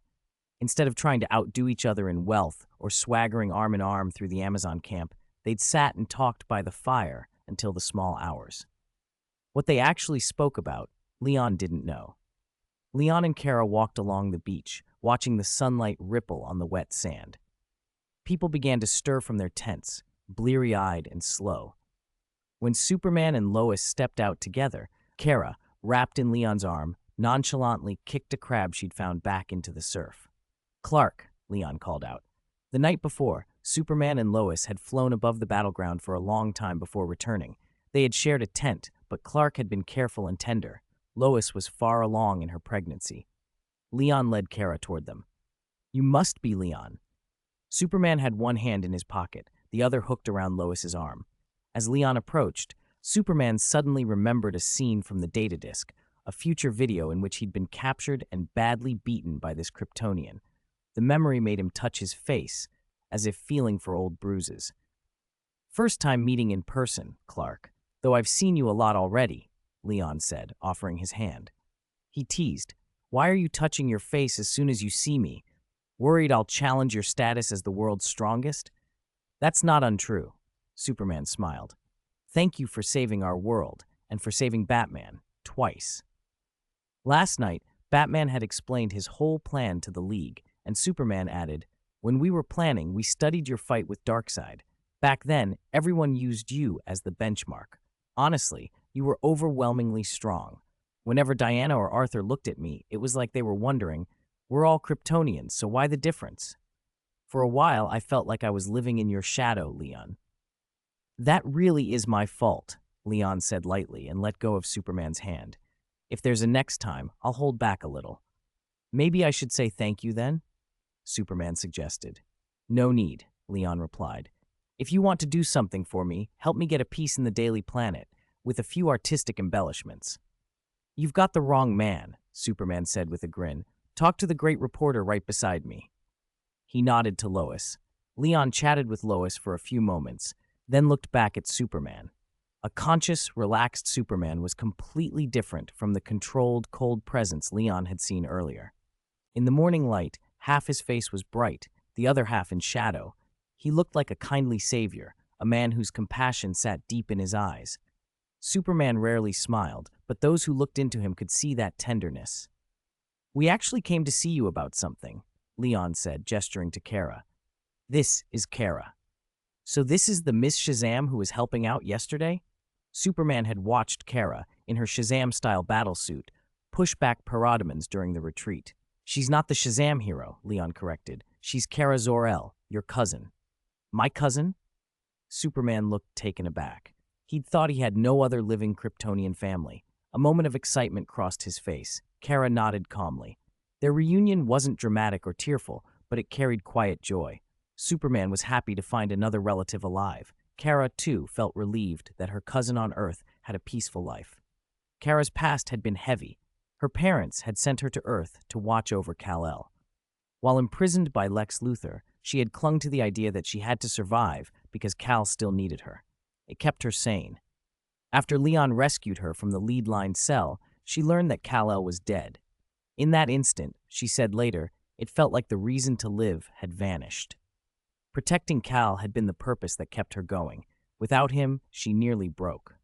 If Leon hadn't pulled her out of that darkness, led her toward vengeance, and given her a new anchor, she might have ripped herself apart and died with Zod. Even so, the shadow of Kal-El lingered. Yesterday, seeing Superman alive and well on Earth finally erased the last of her obsession. She didn't care much about the fate of the entire universe. Her world had been small, the ruined Kryptonian homeland and a lost younger brother. From her point of view, Leon had saved her world and then restarted it. He had saved Kal-El, too. To her, Leon had saved everything she loved. He had become the most important person in her life. After the polite, brief exchange, recounting a few half-remembered Kryptonian memories and Leon quietly telling Superman to be a good father, Kara and Leon left. The reunion had been gentle and simple, but it was enough. Chapter 11, The Last Two Things. Returned to Marvel, Leon was getting ready to leave. He had completed everything he truly needed to do in the DCEU. The Life Codex and various pieces of kryptonite were already in his possession. He'd also collected blood from powerhouses, Wolf Superman, and Darkseid. There was even an unexpected bonus, a relatively intact anti-life equation. The anti-life equation is one of the supreme powers in the DC universe, a key to the mysteries of spirit and soul. Though those mysteries belong to DC, that didn't mean the knowledge wouldn't be useful in the Marvel universe. He didn't need to use it to control anyone. To Leon, it was a treasure, valuable insight that would help him understand the Infinity Stones. "After I get back, I need to push those Super Skrulls," he muttered. "It's been months, and they still haven't taken the Mind Stone from Thanos." At that moment, he and Kara were walking toward Barry Allen's tent. Although they had finished all their objectives in the DCEU, Leon still had two things left to take care of. One of them was returning Barry's mother. She had been kept safe in Leon's inner world and was about to wake. He wondered whether Barry would be surprised to open his eyes and find his son and husband suddenly several years older. "Barry! Barry!" Leon called outside the tent. Inside, Barry only mumbled and turned over, still half asleep. Leon called louder, "Come out and take your mother back, Barry!" The word mother was a trigger Barry couldn't ignore. Before Leon finished the sentence, Barry was there, appearing in a flash of Speed Force static. Leon grabbed a strip of tent fabric and wrapped it around the boy, then lifted the woman from his inner world with both hands and set her gently in Barry's arms. This! Barry's eyes nearly popped out. Grogginess vanished. His mind cleared as if a switch had been flipped. His gaze darted between Leon and the woman in his arms. You, my mother." Barry could barely form sentences. Leon explained, "You don't remember this because when you restarted the world, I hadn't made this change yet. Another you brought her when the world was restarted and asked me to help." Barry's mouth fell open and tears welled in his eyes. "There was a way like this. Leon, thank you. Because of you, my mother." "All right, there's no need to thank me," Leon said. "Just don't keep restarting the world." He nudged Barry back into the tent. "First, figure out how you're going to explain this to her." Barry panicked again. How do I explain this? Bring your father over first, Leon suggested. He must miss her a lot, too. Right, I'll go right now. Barry vanished and returned a few seconds later, placed his mother in the tent, and ran away again. Leon could only smile at the flustered speedster. Kara, let's go find the old wizard's successor. They wandered through the camp until they found a small boy washing his face. Billy, Leon called. The boy looked up under a felt hat. He was slight, barely 10. Are you calling me, sir? Wait, your face, Leon? The one who beat Darkseid in that future vision? That should be me, unless something unexpected happened, Leon said. Billy's excitement showed. Leon continued, It was the message I left that made Batman send you to Philadelphia to find the old wizard and receive the inheritance. Billy, Shazam's successor, nodded eagerly. Pure and earnest, he gave Leon a wide, innocent smile. Batman said so. The old wizard must be really pleased with me, right? He should be, Billy said after a moment, then added, The old wizard passed the divine power to me as soon as he saw me. Leon suppressed a wry smile. Back then, he'd had to carefully present the pros and cons and gently persuade the old wizard to pass on the power. It stung a little that the old wizard favored pure hearts without understanding the complexity of adulthood, but this mission had been completed. If the old wizard's found a suitable successor, then my mission is done. He ruffled Billy's hair. I'm leaving now. Keep washing up. Wait, Leon, can we take a picture together? Billy grabbed his sleeve. Of course, Leon said. Kara, help us take one. They took a photo and Billy studied it on his phone, beaming. The way you punched Darkseid in the video was so cool, he said, balling his fist up.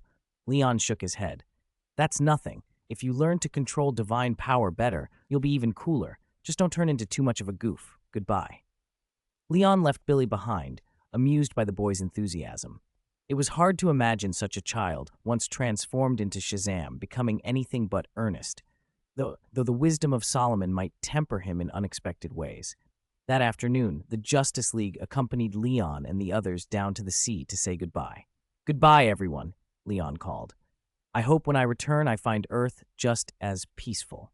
Tony, ever talkative, clapped Batman on the shoulder. All your contingency plans against Superman and Wonder Woman are unreliable. You need targeted battle suits. That's the only way to guarantee strength. Batman smiled. Perhaps next time you come, I can show you an anti-Iron Man suit. Tony blinked. Anti-me? What are you doing? What you should be doing is keeping an eye on your league's red boy. Barry? Batman asked. Barry and Billy, Tony said. Barry already caused a huge disaster, and Billy won't be far behind. You should listen to me and build a battle suit. Tony kept pushing the idea that anti-suits were better than anti-plans until Batman playfully shoved him next to Leon. Diana and Kara finished their goodbyes and joined Leon. Get ready, we're leaving. Leon activated his dimensional travel ability and locked onto the Marvel Universe. After a heavy drain of energy, he and the group returned to the exact moment they had left. The west coast of Los Angeles, the underground garage of Stark Manor. 4 figures materialized in the subterranean space. Tony, predictably, fell into a coma. Kara and Diana adjusted quickly and began to scan the surroundings. Leon was about to speak when he frowned. In that instant, he'd sensed several gazes focus on him and then withdraw. They were the kind of looks belonging to cosmic entities, eternity, death, and others, checking out whatever he'd brought back from another universe. Because Marvel and DC had crossover publications, and in some interpretations, merged elements, multiversal-level beings in Marvel had some familiarity with DC. This trip wouldn't have been as novel to them as previous ones had been. He let the matter go. His current power level wasn't high enough to merit confrontation. There would be time to talk when he was stronger. Even being watched, it's good to be back in Marvel, he sighed. In the DC universe, he had felt weakened. His Kryptonian bloodline hadn't diminished, but his starry sky system, his true source of power, was severely hampered. The system's strength came from comprehending and applying the fundamental laws of a universe. Leon had spent years understanding Marvel's laws. In DC, everything had to be relearned. Perhaps one day he would reach a level where a single thought could create a universe, and he could forcibly infuse his own laws into other worlds. Only then would he be able to unleash his full power anywhere. Chapter 373, Rich Woman and Inspirational Girl. Back in the long unvisited garage of the villa, Legieduo's first impulse wasn't to play tour guide for Diana and Kara. What he wanted was to slip into his inner world and use the time stone to speed things up. The Legieduo clone took 100 years to gestate. In the DC universe, he could only stand by and watch. Here, in the Marvel universe, 100 years, or even 1,000, was something he could accelerate away. But before he could start tampering with time, he had to deal with Paradise Island, which was still hovering over that sea of blood. Is this the Marvel universe? Diana stepped out of the garage. The February sea breeze bit a little at her skin as she stood at the railing, looking out at the glittering water. It looks no different from our world. Legieduo and Kara fell in beside her.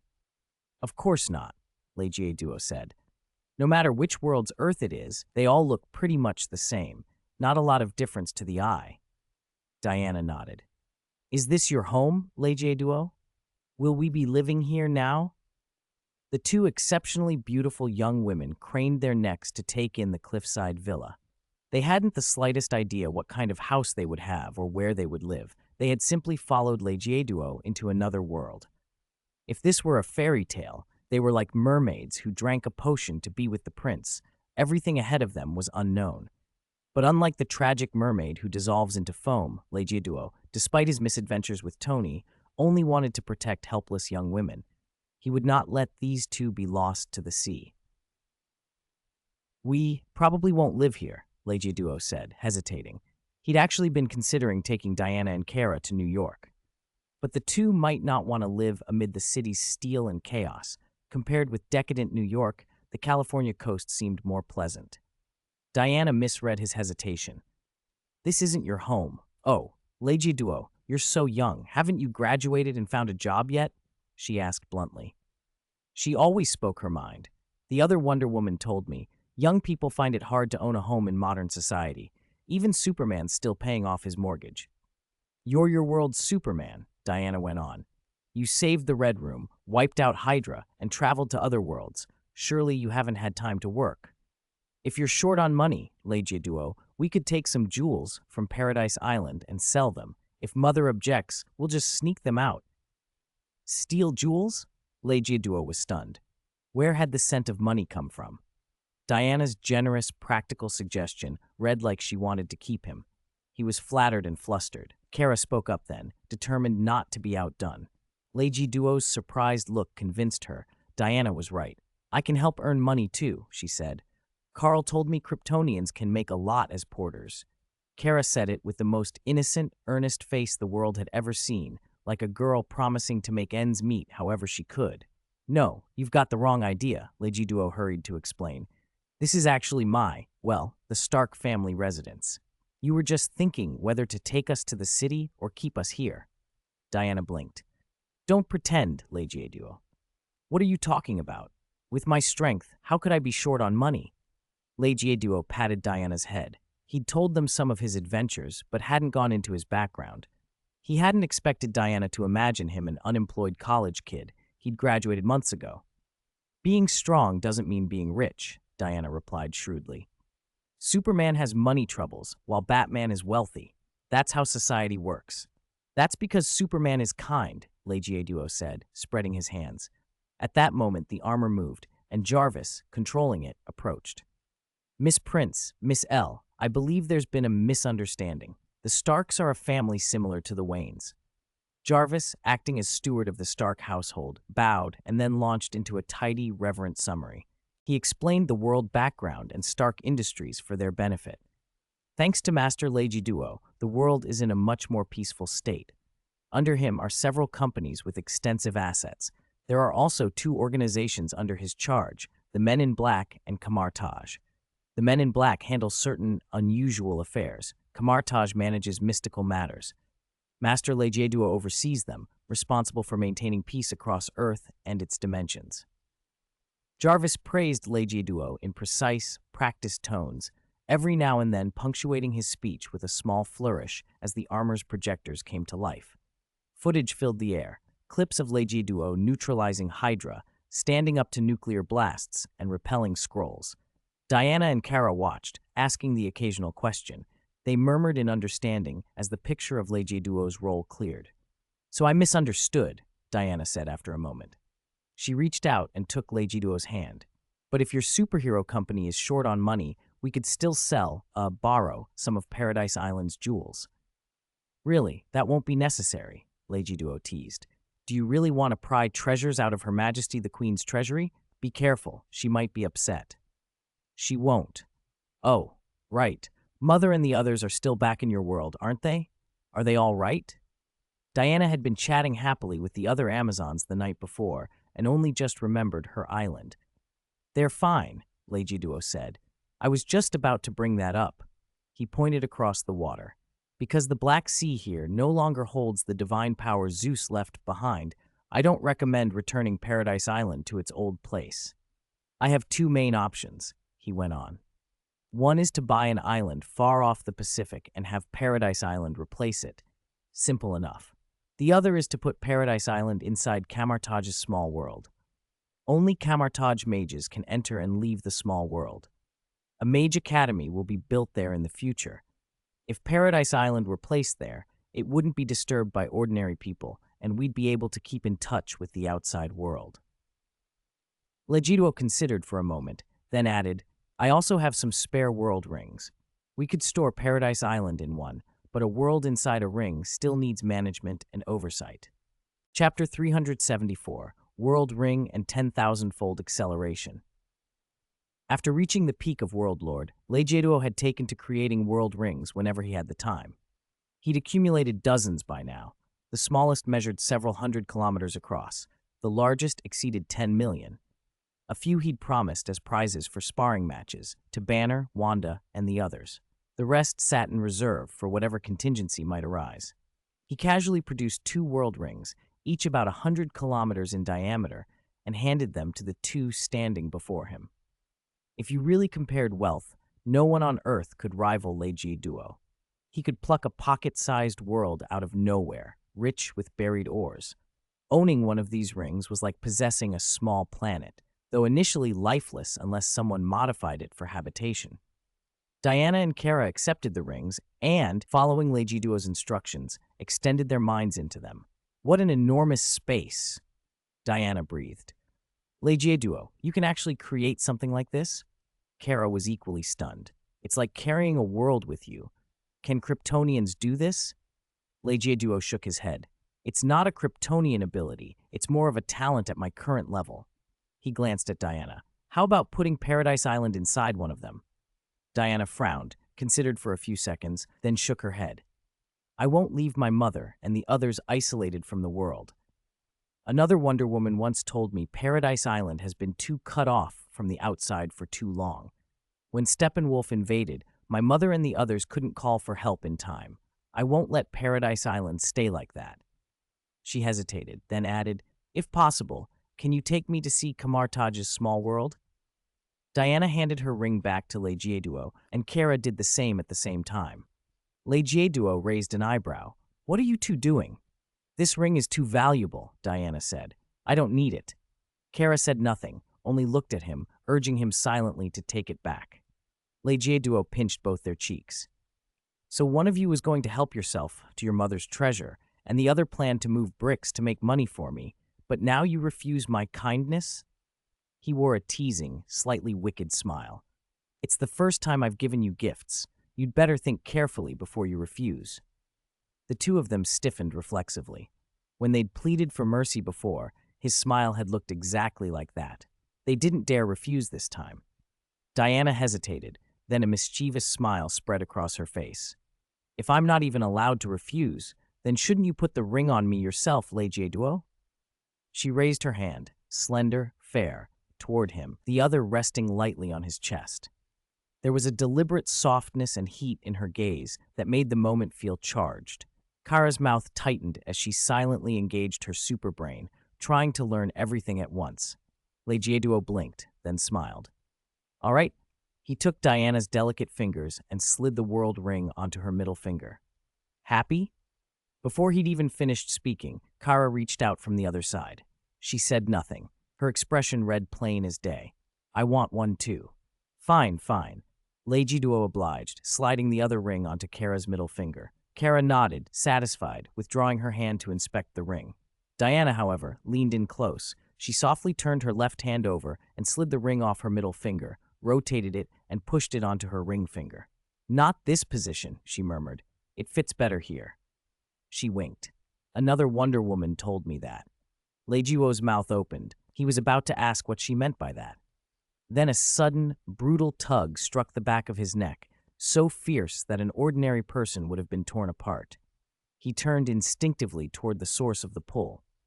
Kara, having watched Diana's move, mimicked her. She slid her own ring from the middle finger to the ring finger and offered a small, triumphant smile. Louise wears her ring there, she said, looking like she'd lost a contest but wouldn't admit it. She certainly hadn't been told by Louise, but Superbrain could infer anything. Duo raised his hands in surrender. Fine, keep them both. Now let's go to Camartage and release Paradise Island. How they wore the rings mattered less than what they'd just done. The most romantic, reckless elopements of legend usually involved running off to another city or hiding in the mountains. Diana and Kara had followed him into another universe without asking about plans or bringing more than themselves. That kind of resolve and trust made trivialities like finger choice irrelevant. Duo opened a portal and bridged the dimensions directly to Camartage's small world. It was night there. Moonlight filtered through the seam of dimensions and bathed the small world in silver. He told Jarvis to look after Tony, then led Diana and Kara down onto the grass. The moon was rising, the small world at its most beautiful. Cool light spilled over forests, meadows, and lakes. Creatures driven by the moon gathered on nearby hills, lifting their faces to drink its essence. Unicorns slaked their thirst at a stream, their silver forms echoing the moonlight. The small world at night felt like a living painting. Both Diana and Kara stood quietly, stunned by the beauty and the sense of magic. The swaying trees, the curious animals, each scene filled them with the urge to stay. Duo guided them past forests and low mountains, brushing through a flock of fire dragons. He smiled at the sight. The dragons now circled like homing pigeons, a sign that Banner had been strictly training the magical beasts the past 2 months. Maybe they'd learned to behave the hard way. Perhaps Hulk had a hand in that. They soon arrived at the enormous lake at the center of the world. How do you like it here? Duo asked, gesturing at the 200-kilometer-wide expanse. Diana scanned the landscape and felt without question that no place on Earth rivaled this for natural wonder. She nodded eagerly. This is perfect. If Mother objects, I'll persuade them. That was enough for Duo. He plucked Paradise Island from his store and set it into the lake. In so vast a body of water, the island was inconspicuous. Using the world's power, he anchored the island to the small world's crust and descended onto Paradise with Diana and Kara. Inside his inner world, Duo's consciousness split into 3 and focused upward. The 3 stones, space, time, and reality, that had lain dormant over the DC universe now floated above the world continent, flaring with renewed light. Duo formed a hand seal from the Book of Cagliostro. The time stone erupted in a brilliant green, and time within the inner world began to accelerate. 10-fold, 100-fold, the acceleration kept climbing, and the energy demand skyrocketed. He brought the space stone online next. Among the 6, the space stone was a core reservoir, supplying the raw energy each other stone needed. With its boundless azure power, the time acceleration multiplier surged. Finally, it reached a 10,000-fold increase. Under that level of acceleration, the world's elements churned. Everything moved at breakneck speed. Even the dozen or so stars hanging overhead smeared into ribbons of light. The chaos made discerning laws far more difficult, which was why Duo generally limited himself to 1,000-fold at most. Now, the 10,000-fold acceleration was chosen for a single purpose: to hasten the gestation of his Reed Duo clone. A dry mechanical voice reported time remaining. Reed Duo clone gestation time remaining, 99 years and 355 days. Duo smiled. At 10,000-fold, that will take only 3 days of outside time to complete. The Black Light clone, standing nearby, clapped its hands in satisfaction. Chapter 375, The Dragon Tamed by Banner. The Duo clone accelerated its gestation inside his inner world. Outside, Leon, Diana, and Kara touched down on Paradise Island. The Amazon warriors were still groggy from crossing worlds. Their recovery was slower than Tony's. Scattered across the grass, many of them lay unconscious in nothing more than tube tops and skirts. Seeing the scene, Diana's gaze drifted, and Leon, trying to be polite, suggested, "Let's get everyone indoors first. They should wake up in 10 minutes or so." Diana shook her head. "If it's only for a little while, there's no need. We used to nap out on the grass all the time." Paradise Island, a nation of women warriors, was full of places to rest anywhere. If their civilization had been simpler, they could have wandered about without any coverings at all. 10 minutes later, the Amazons began to stir. Diana helped Hippolyta into the temple, and the queen's first question, on seeing her daughter, was whether there was a new Paradise Island in the restarted world. She only relaxed when Diana answered yes. Then Diana told the story of Darkseid's invasion. Hippolyta's expression flickered and darkened when she heard that the entire world had been destroyed. When Diana said Darkseid had been killed by Leon and the world had been restarted, relief brightened Hippolyta's face. The more Diana explained, the more the queen's mood warmed. When she learned Paradise Island had followed Leon to another universe, she let out a long sigh, part regret, part relief. "Since you've come to another world, follow Leon and see the outside properly," Hippolyta said after a pause. "If he could defeat Darkseid and restart Earth, then even if he's as unreliable as you say, he wouldn't be cruel or heartless." "Mother, Diana began. "No," Hippolyta snapped, the melancholy evaporating into a firm refusal. She insisted Paradise Island must have no contact with the outside world. Diana naturally countered. Mother and daughter stood their ground and argued. Their quarrel drew a ring of newly awakened warriors who, upon recognizing Leon, greeted him and fell silent to listen. Ultimately, Hippolyta relented, partly because Diana reminded her of what had happened to another Wonder Woman, the one who had been murdered by a deadly poison. In the isolation of Paradise Island, everyone had seen her for the last time before her body was cremated on the funeral pyre. "All right," Hippolyta conceded with a condition.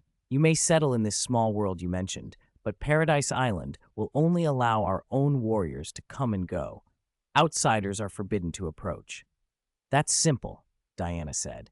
"No one will force their way in. We'll carve runes to restrict entry and exit across the island." Hippolyta waved her hand, satisfied. "If you've thought it through, then go do it yourself. You never listen to what I say." "How could I not, Mother?" "I remember every word," Diana smiled and linked her arm through Hippolyta's. "Come see this small world with me. It really is beautiful. I wasn't lying."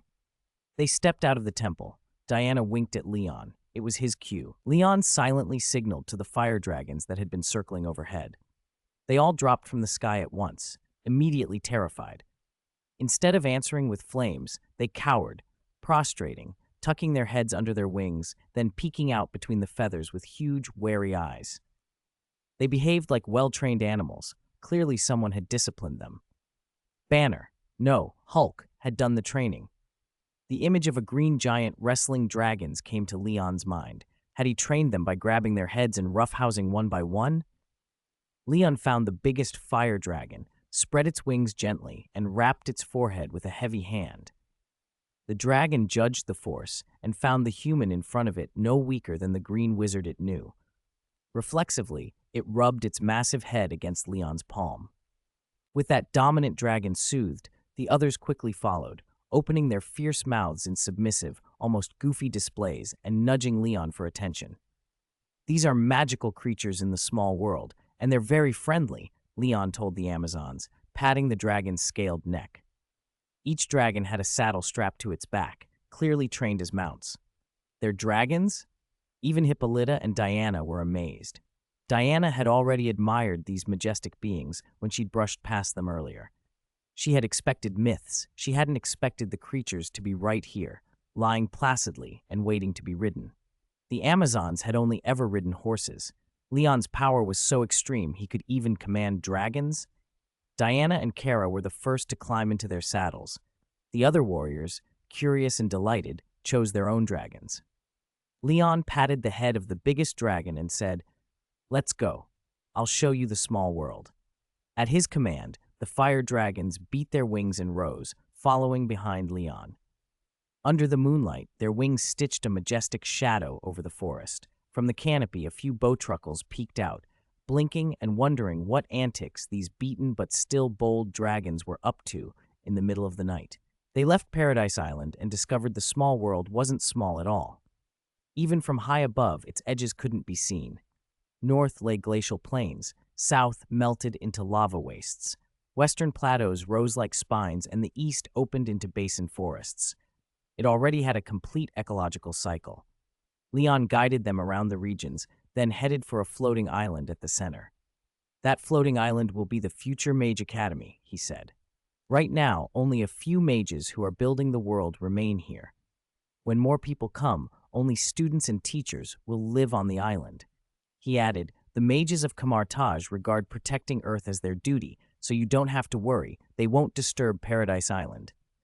As the dragons descended, Old Wang, who had been working late at the academy, felt the movement and walked out.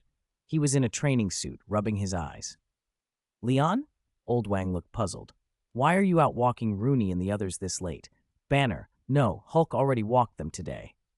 Rooney? Old Wang blinked at the dragons Diana and Kara were mounted on. They're the giant dragons these ladies are riding, Leon said. Old Wang stared at the pair of Amazons and then back at Leon. So these ladies are? He trailed off, confused. Chapter 376. Jang Wanda tilted her head. They're Amazon warriors from Paradise Island, Leon told Old White. From now on, Paradise Island is part of the small world. It's the lake below. Old White, make sure everyone knows not to disturb life on Paradise Island, he added. Old White nodded, a little puzzled but obedient. This small world was Leon's creation, and Leon was the sorcerer supreme. When Leon gave an order, it was followed. I'll tell everyone tomorrow. Anything else? Old White glanced toward the academy, clearly ready to leave. No, why are you up so late? You're the only one on the island. I'm finishing the academy's curriculum. It'll be done soon. I'll have the proposal to you in half a month, Old White said, then hurried off. If there's nothing else, I'm off. I have to be back at the Kamartaj library in half an hour. Watching his retreating figure, Leon shook his head. Old White was still the same, so busy, and yet he hadn't lost any weight. Come on, I'll show you the academy again, Leon said, leaving the two giant dragons by the river. He led everyone through the school. After the tour, the dragons flew them back to Paradise Island. Having seen the small world scenery, even Queen Hippolyta felt swayed. Staying here didn't seem so bad. The other Amazon warriors were enthusiastic. As soon as they landed, they clustered around Diana and volunteered to help carve the runic seals that would restrict outside entry. They worried if they were too slow, the queen might change her mind and take everyone away. The work wasn't complicated. With everyone working together, it took only an hour to carve the inscriptions at the island's various nodes. The final step was Diana activating them with her divine power. Paradise Island flashed with golden light, and from that moment on, barring forceful intrusion, only those present then could freely come and go. Everyone watched Hippolyta's face. When they were sure the queen had no intention of changing her mind, they cheered. Night deepened. Though only one night had passed in the DCEU, Leon, Diana, and Kara stayed overnight on Paradise Island. Kara and I each have a room? That's wasteful. We can just sleep in your chamber, Diana. No need to take a separate room, Leon teased, pulling Diana and Kara while pretending to be the big bad wolf and tricking two little white rabbits. Naive Diana, unaware of human tricks, took the bait, and the two of them had a restless night. Only Hippolyta, with a hand to her chest and stomping a foot, sighed. Her daughter was following in her old footsteps. The next morning, Leon, Diana, and Kara sat on the edge of the floating island looking at the lake. They were curled up like kittens. Even with Diana's divine body and Kara's Kryptonian frame, the previous night's exertions showed in their rosy, tired cheeks. So you both want to come to New York with me? It might not be what you expect, Leon said, pressing his cheek to Kara's hair and looking at Diana.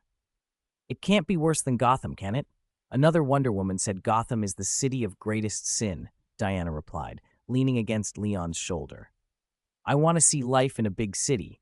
You promised. I want to study too, Diana added.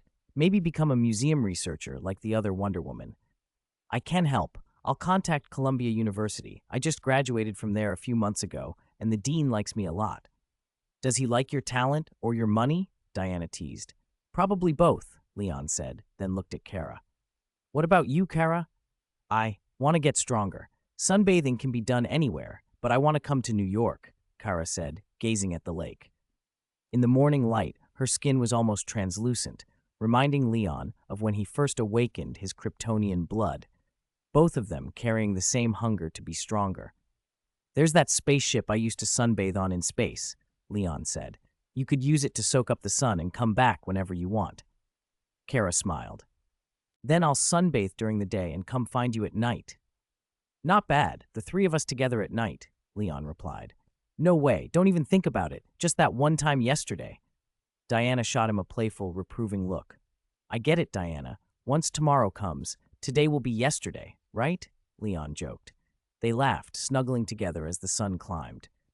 A voice behind them cut through the light. Oh, Leon, why are you with Natasha and Yelena here? The voice trailed off as the speaker realized something was off. Leon turned. It was Wanda. Morning in Camartage, late night in New York. She held a cowhide-bound magic book in her hand. She looked like she'd finished a day of study and a night of hero work, returning the book to the academy before bed. Not long ago, Old White had copied the non-forbidden tomes from Camartage and placed them in the academy for students to borrow. Wanda, why are you returning the book so early? Leon asked, trying to sound casual. But the expression on Wanda's face was changing, the joy fading, her gaze locking on him. Her eyes darkened to a deep, unsettling red. The sight made Leon's mind conjure memories of characters from an anime life he once knew. Yuno Gasai, Sato Matsuzaka, people who smile sweetly while clutching a hatchet and promising, if you love anyone else, I'll punish you, before doing something terrible. Wanda's gaze sharpened, and for reasons he couldn't explain, Leon felt a shiver run through him. Why was she suddenly like that? Wanda, are you all right? He asked, loosening his arms around the girls at his sides. He'd been a known flirt for more than a day or two. Wanda had to know that. Yet her reaction was far stronger than he expected. He was puzzled. Diana tilted her head and leaned in, whispering into Leon's ear, Is this the Wanda you mentioned before? As she spoke, she reached a hand toward Leon's waist. Who are they? Wanda asked suddenly, tilting her head the same way. She watched Diana's fingers near Leon's waist and the small, intimate scene with a look that stopped Leon cold. The hand holding the book flashed with crimson light. Leon's vision, enhanced by whatever powers he carried, registered the crimson glow instantly. Alarm bells went off inside him. Chapter 377. The girls are very emotional. Wanda's chaos magic could reshape the world according to her thoughts. It was an idealistic power, and like all such powers, it was volatile, swinging wildly with the fluctuations of its wielder's mood. She'd learned to use it skillfully, drawing on lessons from other Scarlet Witches she met in dreams from parallel universes. Her spells were as intense and practiced as the Wanda from the movies. But experience couldn't make her power stable. Other Scarlet Witches had grown their abilities through real, repeated tragedies. Wanda had only learned by immersion in those lives at night. Her technique had improved, but her control was still imperfect. When her emotions spiked, chaos magic sometimes acted on its own, following her subconscious wishes. Not long ago, Wanda and Carl had planned to go to the cinema. It had started to snow heavily that day. As soon as they stepped outside, the streets were white and cold. The theater had suspended operations. Wanda hugged herself, disappointed. Before she could do anything, the city shifted as if someone had painted over it. Suddenly, it was a sweltering summer day. People's down jackets turned into short skirts and hot pants. Wanda panicked and scrambled to fix everything, frantically assuring Carl she hadn't done it. Carl's solution was blunt. Wanda needed to learn the fundamentals from zero. Chaos magic was the root of all magic. A stronger foundation would naturally bring better control. That was why Wanda had gone to Camartage to borrow books. For more than half a month, she'd been reading a magic book every 3 days. Today, she'd run into Carl, flirting with 2 women she didn't recognize. At first, she'd thought it was Natasha and Yelena, but when she saw them clearly, her shock curdled into bitterness and resentment. Chaos magic wavered. Wanda's subconscious wanted those 2 women gone. Carl, an almost monastic figure who spent hours motionless on rooftops, could not possibly be flirting. Those women must have seduced him. They were shameless hussies. They should disappear. Red haze filled Wanda's vision. Chaos magic began to alter reality. Carl slapped her forehead. The crack of skin on palm made a crisp sound. A faint red mark bloomed on Wanda's fair brow. She whimpered, clutching her book and instinctively covering the spot. The magic stopped. "What are you thinking about? You've got that glazed look," Carl said, looking around as if nothing had happened. Inside, he breathed a quiet sigh of relief. Romance was not his strong suit. When he liked someone, he tended to be straightforward, ask her out, and it would work. He wasn't good at handling jealous girls. Fortunately, Tony had taught him a useful trick back when they were younger. If a girl got angry because you'd asked out someone else, don't argue. Distract her, and she'll forget. Ask how he knew? Tony's approach had involved a $1 million check. Carl didn't have that luxury, but he knew Wanda's weakness. She was too kind. He would steer the situation. "You're just in time," he said, grabbing Wanda's wrist and guiding the still hurt woman toward the two strangers. "Let me introduce you. This is Diana Prince, and this is Kara Zor-El. They came back with me from the DC universe." Carl introduced them calmly.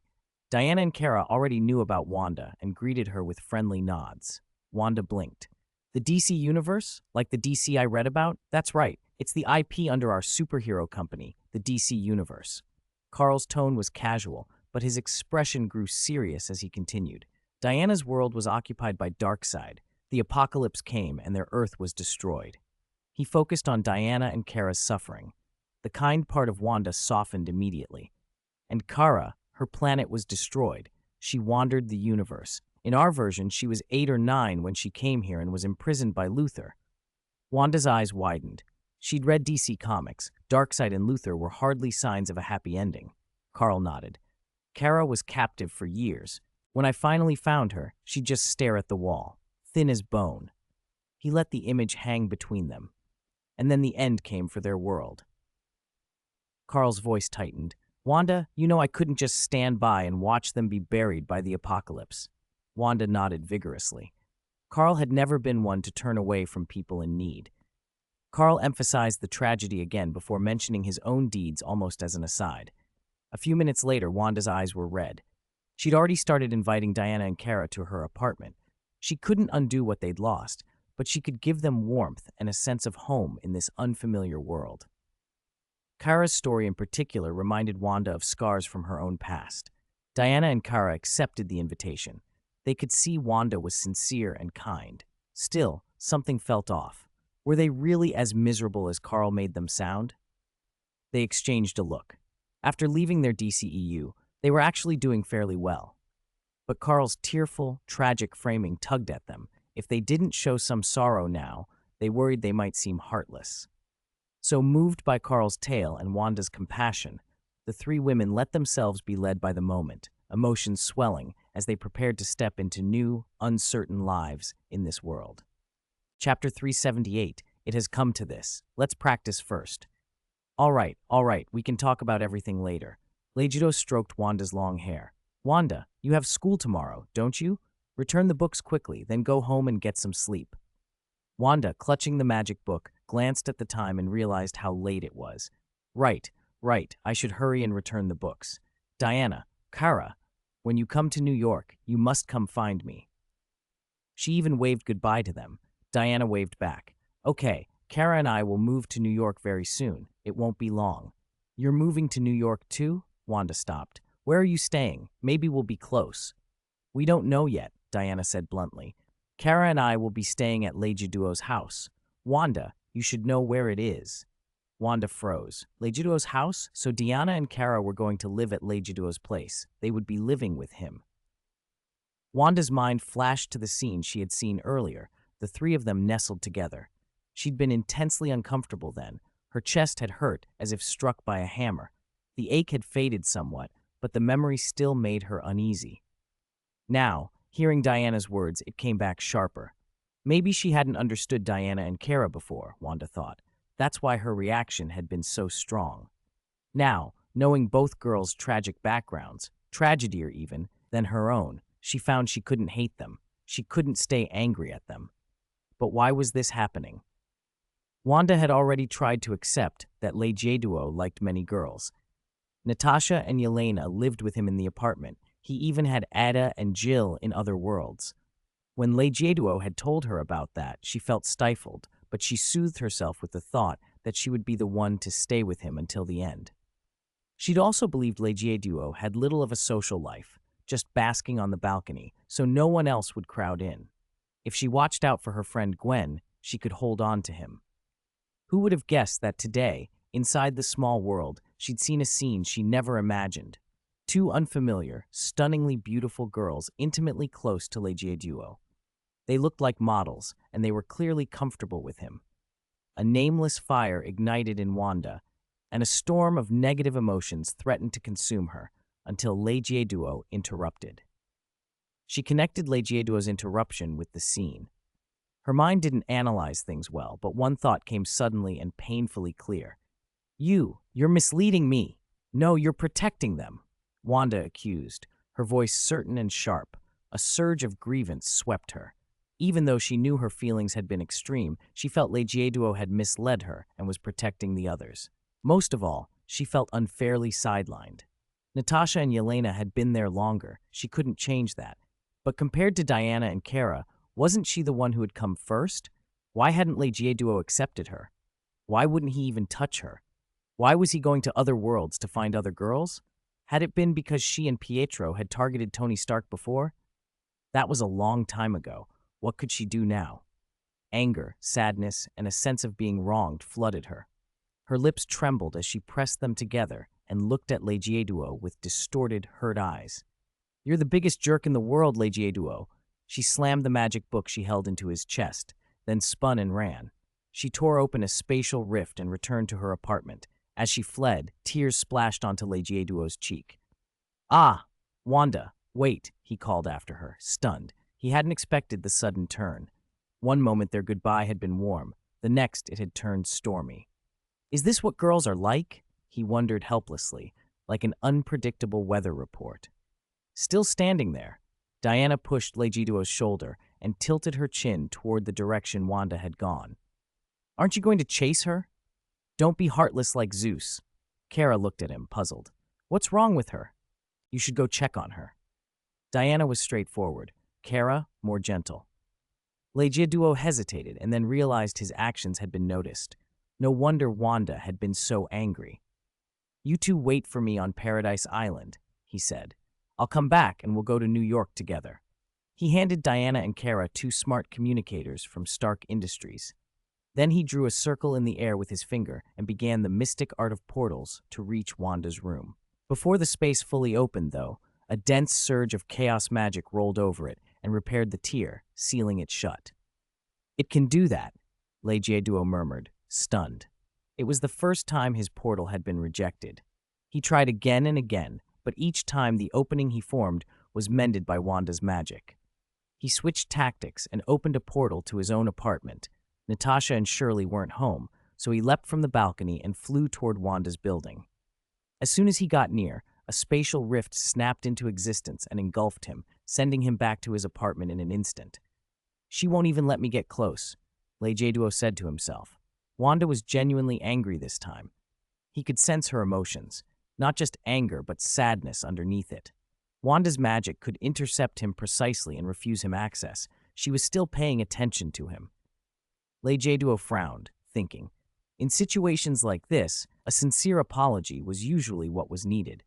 But he couldn't get close. He certainly wasn't going to try busting through her barrier with brute force and dragging her into his arms.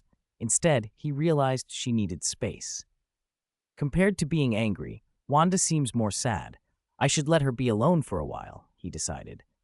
Legyeduo returned to Camartage through the mystic art of portals and planned to wait there for 3 days. In 3 days, Wanda would be due to return her books, a good chance to make amends. It was also when the Rege Duo clone would finish its nurturing. Since things had come to this, he might as well cultivate in peace. Chapter 379, Chapter 3, Regido. 3 days passed in a blur. Wanda hadn't had a good time of it. On the first day, she repeatedly blocked Leon at the door, feeling like she never wanted to see him again. On the second day, she took leave from class and stayed in bed, sulking. When Pietro asked what was wrong, she threw a pillow at him. She was frustrated and couldn't understand why Leon hadn't come. On the third day, she still didn't leave the room. She sat beside the bed, listless. Leon hadn't come to look for her in 2 days, and she frowned, anxious and uncertain. Had she been too domineering before? At the very least, she should have listened to what Leon wanted to say. Wanda's emotions were a mess. Her thoughts kept circling back to what Leon might have been doing for the last 3 days. Leon's been sitting there for 3 days. Did he not win Wanda back and get beaten up? Diana and Kara murmured as they watched Leon sitting on the edge of the floating island. Probably not. Leon's inner self is strong. He isn't even afraid of death. How could he be crushed that easily? Kara said. She had seen Leon die many times. When she imagined herself in his place, she admired him. If she had the ability to come back, she still would fear death. She couldn't bring herself to do the reckless things Leon sometimes did to evolve his genes. They were debating whether to cheer him up when Leon, who had been sitting on the island's edge, suddenly opened his eyes. It finally succeeded. His face lit up with joy, utterly unlike the dejected figure they'd been worrying about. The two women exchanged glances and were about to ask what had happened when a magnificent holy light burst out from Leon's body. It was so dazzling, it was like a sun rising a few meters away. Diana and Kara instinctively squinted and raised their hands to shield their faces. When the light dimmed, they looked again, and Leon was gone. "Where's Leon?" they shouted. A few minutes earlier, inside the world, the Blood Sea clone floated above the Crimson Sea while the Black Light clone stood on a mountain peak with his hands behind his back. Both looked up at a 60-meter-tall golden egg hanging in the sky. The oval shell had originally been only as tall as the Black Light clone, but after 100 years under 10,000-fold time acceleration, it had grown to 60 meters. Now the nurturing had reached its final stage. All the world's energy was pouring toward the giant egg. The torrent streaming from the space stone had become a massive ribbon that sliced the world in two. At that moment, the world gave feedback to Leon, and his consciousness focused completely. Success! Tiny fissures appeared on the golden egg. Cracks rang out across the heavens and the earth, like a continent being torn apart. They multiplied until the shell shattered into 1,000,000 points of light, scattering through the world. A figure stood in the sky, radiating light for 10,000 meters in every direction, a clenched fist raised. Leon's three-part vision split again as his consciousness stirred inside the Rege Duo clone's body. It was like a stone giant waking after tens of millions of years to meet a long-awaited ancient, and then being transformed into light. Leon's last clone, the Rage Duo, had finally been successfully nurtured. He felt awkward in the new body, like a newborn learning to move. "Everything I see is light," he exclaimed. There was no need to test the new clone's innate ability. Leon knew the Rege Duo clone must possess something akin to a source of light, or will of light. He had only opened his eyes, and the world around him was flooded with light elements. Laws connected to light flowed into his mind effortlessly. This was the legendary quantum-like absorption of knowledge. "As expected of Rege Duo," he murmured. He lowered his head, flexed an arm and a thigh, admiring the silver-blue, streamlined form that seemed noble and mysterious on every inch. "So handsome," he said, striking an almost theatrical pose as he inspected his side waist. If the real Rege Duo saw this, Leon imagined, he'd probably use a Spark Legend move to make Leon pay for the shame. He admired the body for half a minute before preparing to examine the clone's talents. Then the Rege Duo clone's body suddenly unleashed a powerful gravitational pull. The world's energy rushed toward the clone as if swallowed by a whale. The clone's 50-meter height began to soar. 100 meters, 1,000, 1,000,000. Visible growth accelerated. 1,000 kilometers, 10,000 kilometers, 90,000 kilometers. The Rege Duo clone towered to 90,000 kilometers tall. Its volume was hundreds of times that of the Earth, and it contained far more energy than an ordinary sun. 90,000 kilometers. That's right, perfect genes grow to 90,000 kilometers, someone announced. The Rege Duo clone has perfect genes. Those who reach perfection naturally grow that large. In the starry sky system, maximum output depended on realm, law comprehension, and secret technique intensity, but a larger body meant more stored energy, greater durability, and longer endurance. The Rege Duo clone stood in the world like a pillar rooted in the ground. Even the Blood Sea clone looked tiny beside it. Leon looked down at the earth and up at the sky and felt he had become the most magnificent creature in the universe. It was overwhelmingly perfect and impossibly strong. He couldn't have been more satisfied. This clone had a gene level of 1081, at least 10 times stronger than Leon's main body in every dimension, and its 90,000-kilometer frame held immeasurably more energy than Leon's primary form. First, let's check the talents, Leon said eagerly and reached to probe his abilities. But an unexpected event occurred. From the Marvel universe above, an invisible, supreme wave descended and pierced the world. It synchronized with the Rege Duo clone's body, and suddenly the clone exploded into endless light that blanketed the entire world, even touching Leon's main body back in the outside world. Alarmed, Leon reacted at full speed and quickly assessed the sudden change. He noticed a spatial portal opening within the area bathed by light. Beyond the portal lay a deep, mysterious aura, a vast expanse like a boundless universe waiting for a traveler. Sensing no danger, Leon hesitated only a moment before stepping through. The next instant, the world vanished along with his main body and the other two clones from Earth. His position shifted. He became the Rege Duo clone in the outside world, while his main body and the other clones were sequestered inside the world. After crossing the invisible doorway, his vision dimmed. The colorful radiance of his 90,000-kilometer form began to converge inward. "You're here." Before Leon could take in his surroundings, a voice floated into his ears. It was neither male nor female. It was impossible to tell whether it came from a throat at all. And yet the voice spoke Chinese. Leon felt a jolt of surprise. Someone speaking his native language meant they knew where he came from. In the Marvel universe, countless people and strange beings cross between worlds every day. Identities get exposed all the time, and the higher powers like the Living Tribunal usually don't interfere. Still, hearing Chinese from this presence made Leon sit up. He looked down and understood why. This place was a world without a single impurity. The sky was a flawless, pure white, dotted only with translucent clouds. The ground was glass-clear water, reflecting the sky so perfectly they seemed to blend into one another, white stretching to the horizon. It felt like a legendary heaven or the most perfect of dreams. In the very center of that water sat two figures. One was cross-legged, 4 or 5 meters tall, neither human nor any alien Leon recognized. The form itself was between the ethereal and the real. No flesh, no blood. Every inch of its skin glittered like a starfield. Looking at it felt like peering into a miniature universe. The figure's body was less like flesh than like a cosmic temple. "Eternity," Leon said softly. He realized he was looking at eternity, the embodiment of the Marvel universe. Not the absolute eternity that is the whole multiverse, but the eternity that corresponded to this single universe. In Marvel, the true eternity spans the multiverse. Each individual universe has its own eternity, an M-body, a sort of clone of the abstract entity. That was what Leon was seeing. "It is I," the figure replied. Galaxies rearranged on its vast head to form a face, and the corners of its mouth curved slightly. "So, did you open the portal for me?" Leon asked. From where he stood, his own body towered on a gargantuan scale, an Ultraman form some 90,000 kilometers tall, and his eyes were bright as searchlights as he looked down. "It was I, but also you," Eternity said, with a hint of a riddle. He tilted his head. "Before I explain, you should speak with your friend." Leon's gaze drifted to Eternity's side.